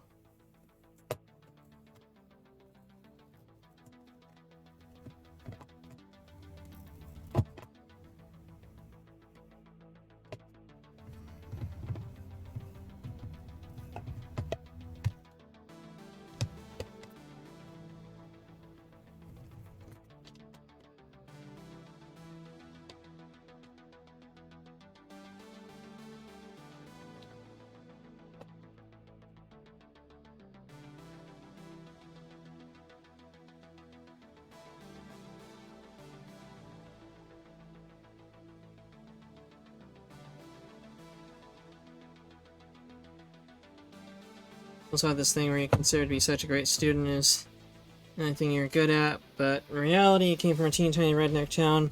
It's the bigger world. I was average at best. Yeah. Big fish in small pond syndrome. Not fun. Not fun to deal with. Also, constantly being told, you're so smart, you're such a gifted student.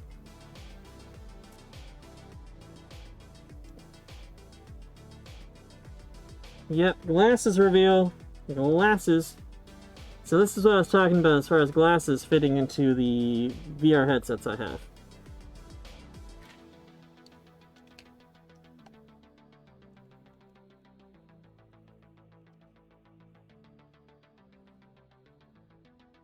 Okay. That fits and fits well. I need to work out a cloth filter for it again, just like the last one, but, I mean, in doubt, jam the, you know, some rag into it, call it good. Which is what the last one did. Bottom of the strap goes under the ear, top of the strap goes over it. They don't hook to the ear, they bypass them, so they aren't resting on it, which is nice. I think if I set the straps to about halfway or so, I can pull it on and off without it being a problem. Especially with the thinness of this material, it wants to stretch a lot. Which will actually give me time, since it's 9:30, gonna probably end here soon in a bit since this one's completed. Ears on. There's my lo-fi hip-hop.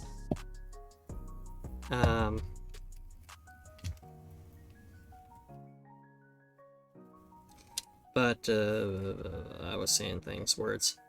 Oh, time to get some thicker strapping in. Yeah. And this one's completed. Let me make sure the seal's sitting properly, and then what I'll do is once everything's seated, stays seated long enough for the adhesive, which uses, this stuff is pretty hardcore, it uses carpet tape basically to hold it in place. What I will do is just go through, peel it back, and where it's struggling, like right here, I'll just run some super glue in there. Make sure that shit don't come up.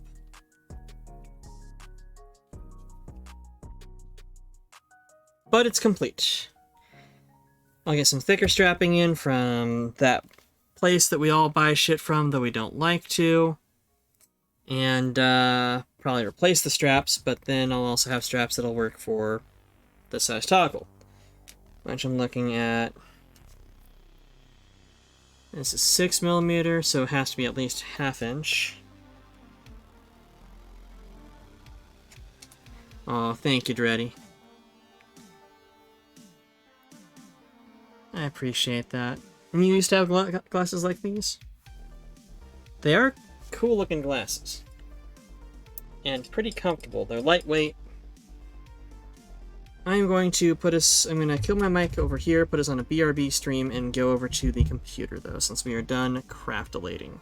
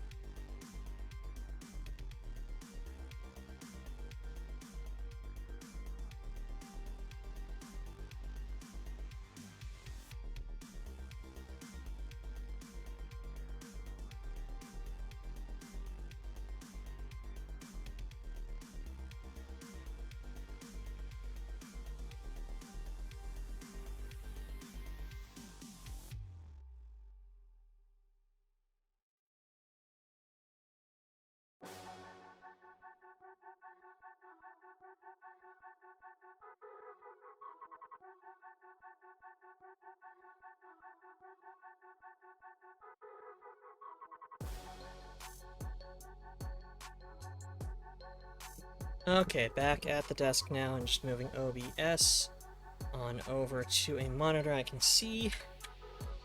There we are. And let's get to chat. Rar, extra noses pounces on you, ooh, you're so warm. Couldn't help but notice your bolts from across the floor. Noses your Nicky Wacky till day Matilda, hee hee. Unzips your baggiest panto, baby, you so musky. Take me home, pet me and make me yours, and don't forget to stuff me. See me like my widow baby tail for your bulgy wolgy. Kisses and lickies your neck. I hope daddy likey nuzzles and wuzzles your chest. I be getting thirsty. Hey, I got a little itch. You think you can help me? Only 7 inches long. Ooh, please adopt me. Pause on your butt as I lick my lips. Ooh, punish me, please. Gotta hit him with this furry shit. He don't see it coming. See, this is why you will never be VIP. So Dread is in good company. You will just always spend 2,000 points guaranteed on one of the two Ubus. Chonky glasses were an aesthetic. You like chonk? Fair enough.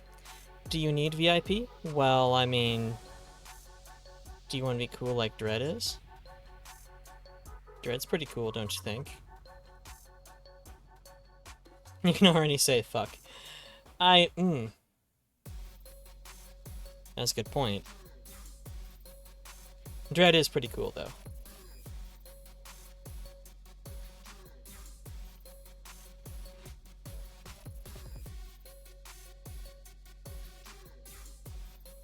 Oh, I do not actually have...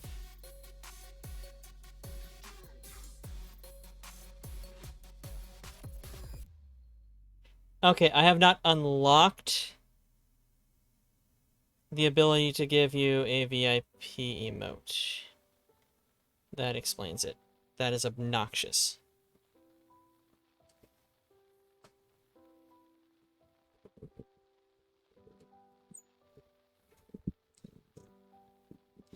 Dread is fantastic.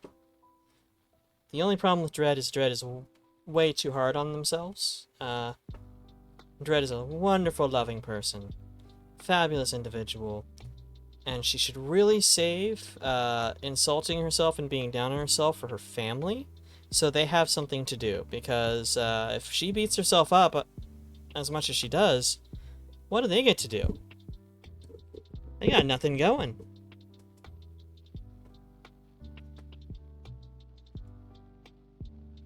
Seriously, fuck your family. Figuratively, not literally. Fluff emotional moment. Fluff brings all the emotion. Right? Look at all these emotions I have. Come on! Yes, even Sag. What?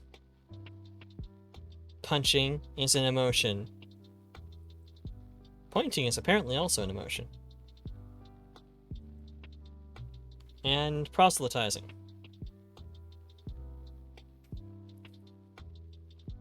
A certified fluff emotional moment. Which, by the way, welcome back, Kohime darling. Welcome back, Rafi darling. I said darling for Kohime also. Thank you. You see, Dread already ran away and is up here, where all the cool kids hang out. Although there is a rich tradition of people who need to run away going to Brazil, isn't there?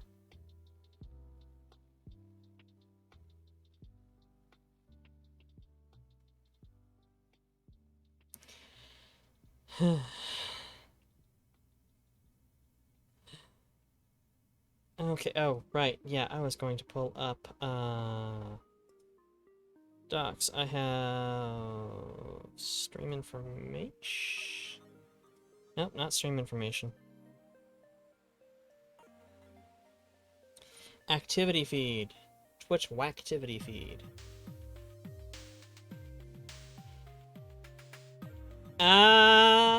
There it is. It was, Jacrusto. Jacrusto? I'm gonna have to ask him how the fuck that's pronounced or to change his damn Twitch name. Either way, he got me a couple of cool cards.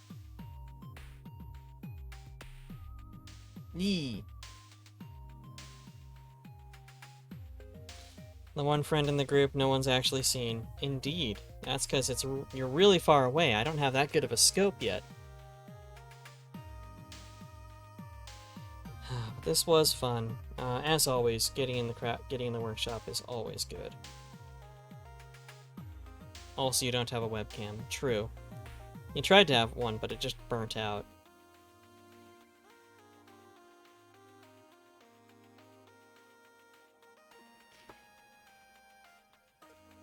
Let me see. Let's set up...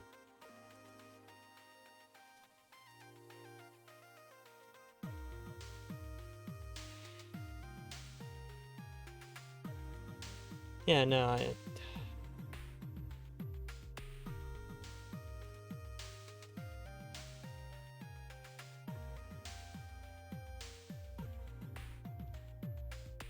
And yeah, you are the first VIP I have. Fuck does VIP do? I think it just gives you the pink diamond. Which I need to make a VIP badge. Since you're my first VIP, you could give me some ideas, darling.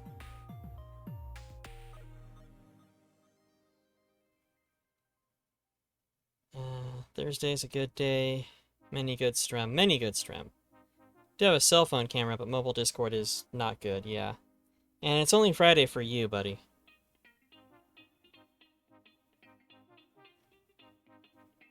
Oh, and you can chat if you go into emote-only mode. Yes, that's right.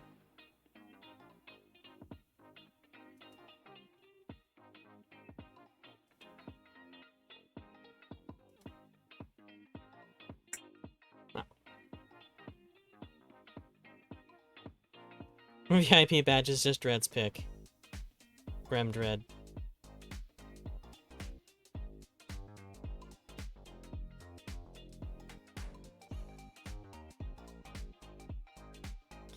I mean... if Dread wants me to do that, I'm not gonna say no. We can talk about that later off stream. Let's find someone to raid into. This was fun. Got one mask completed. Can focus on the second one.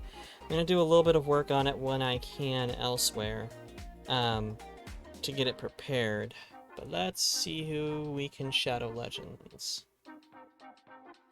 Got a couple of options. Nightshade Wolves is playing Genshin. Koopa Chukamug is doing 7 Days to Die. Dazarovas in Splitgate. Edda is just chatting. Enya is Monster Hunter, and Aruna is in 7 Days to Die, probably with Koopa Chukamug.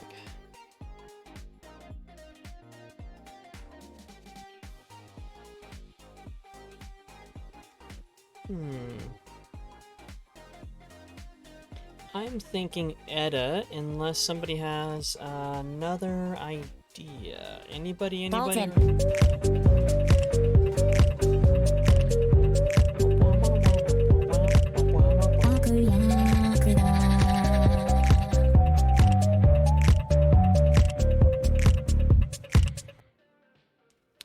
Thank you, darling. I love that one. I need to find Miku's bad guy in full so that I can listen to it and enjoy it.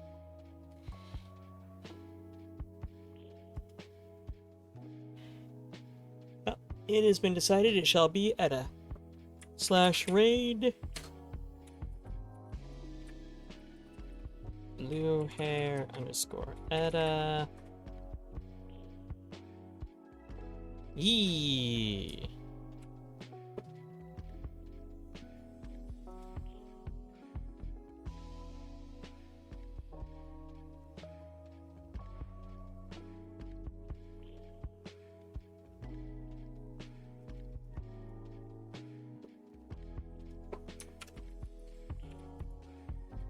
Send up a raid message. I really need to put in a thing for this.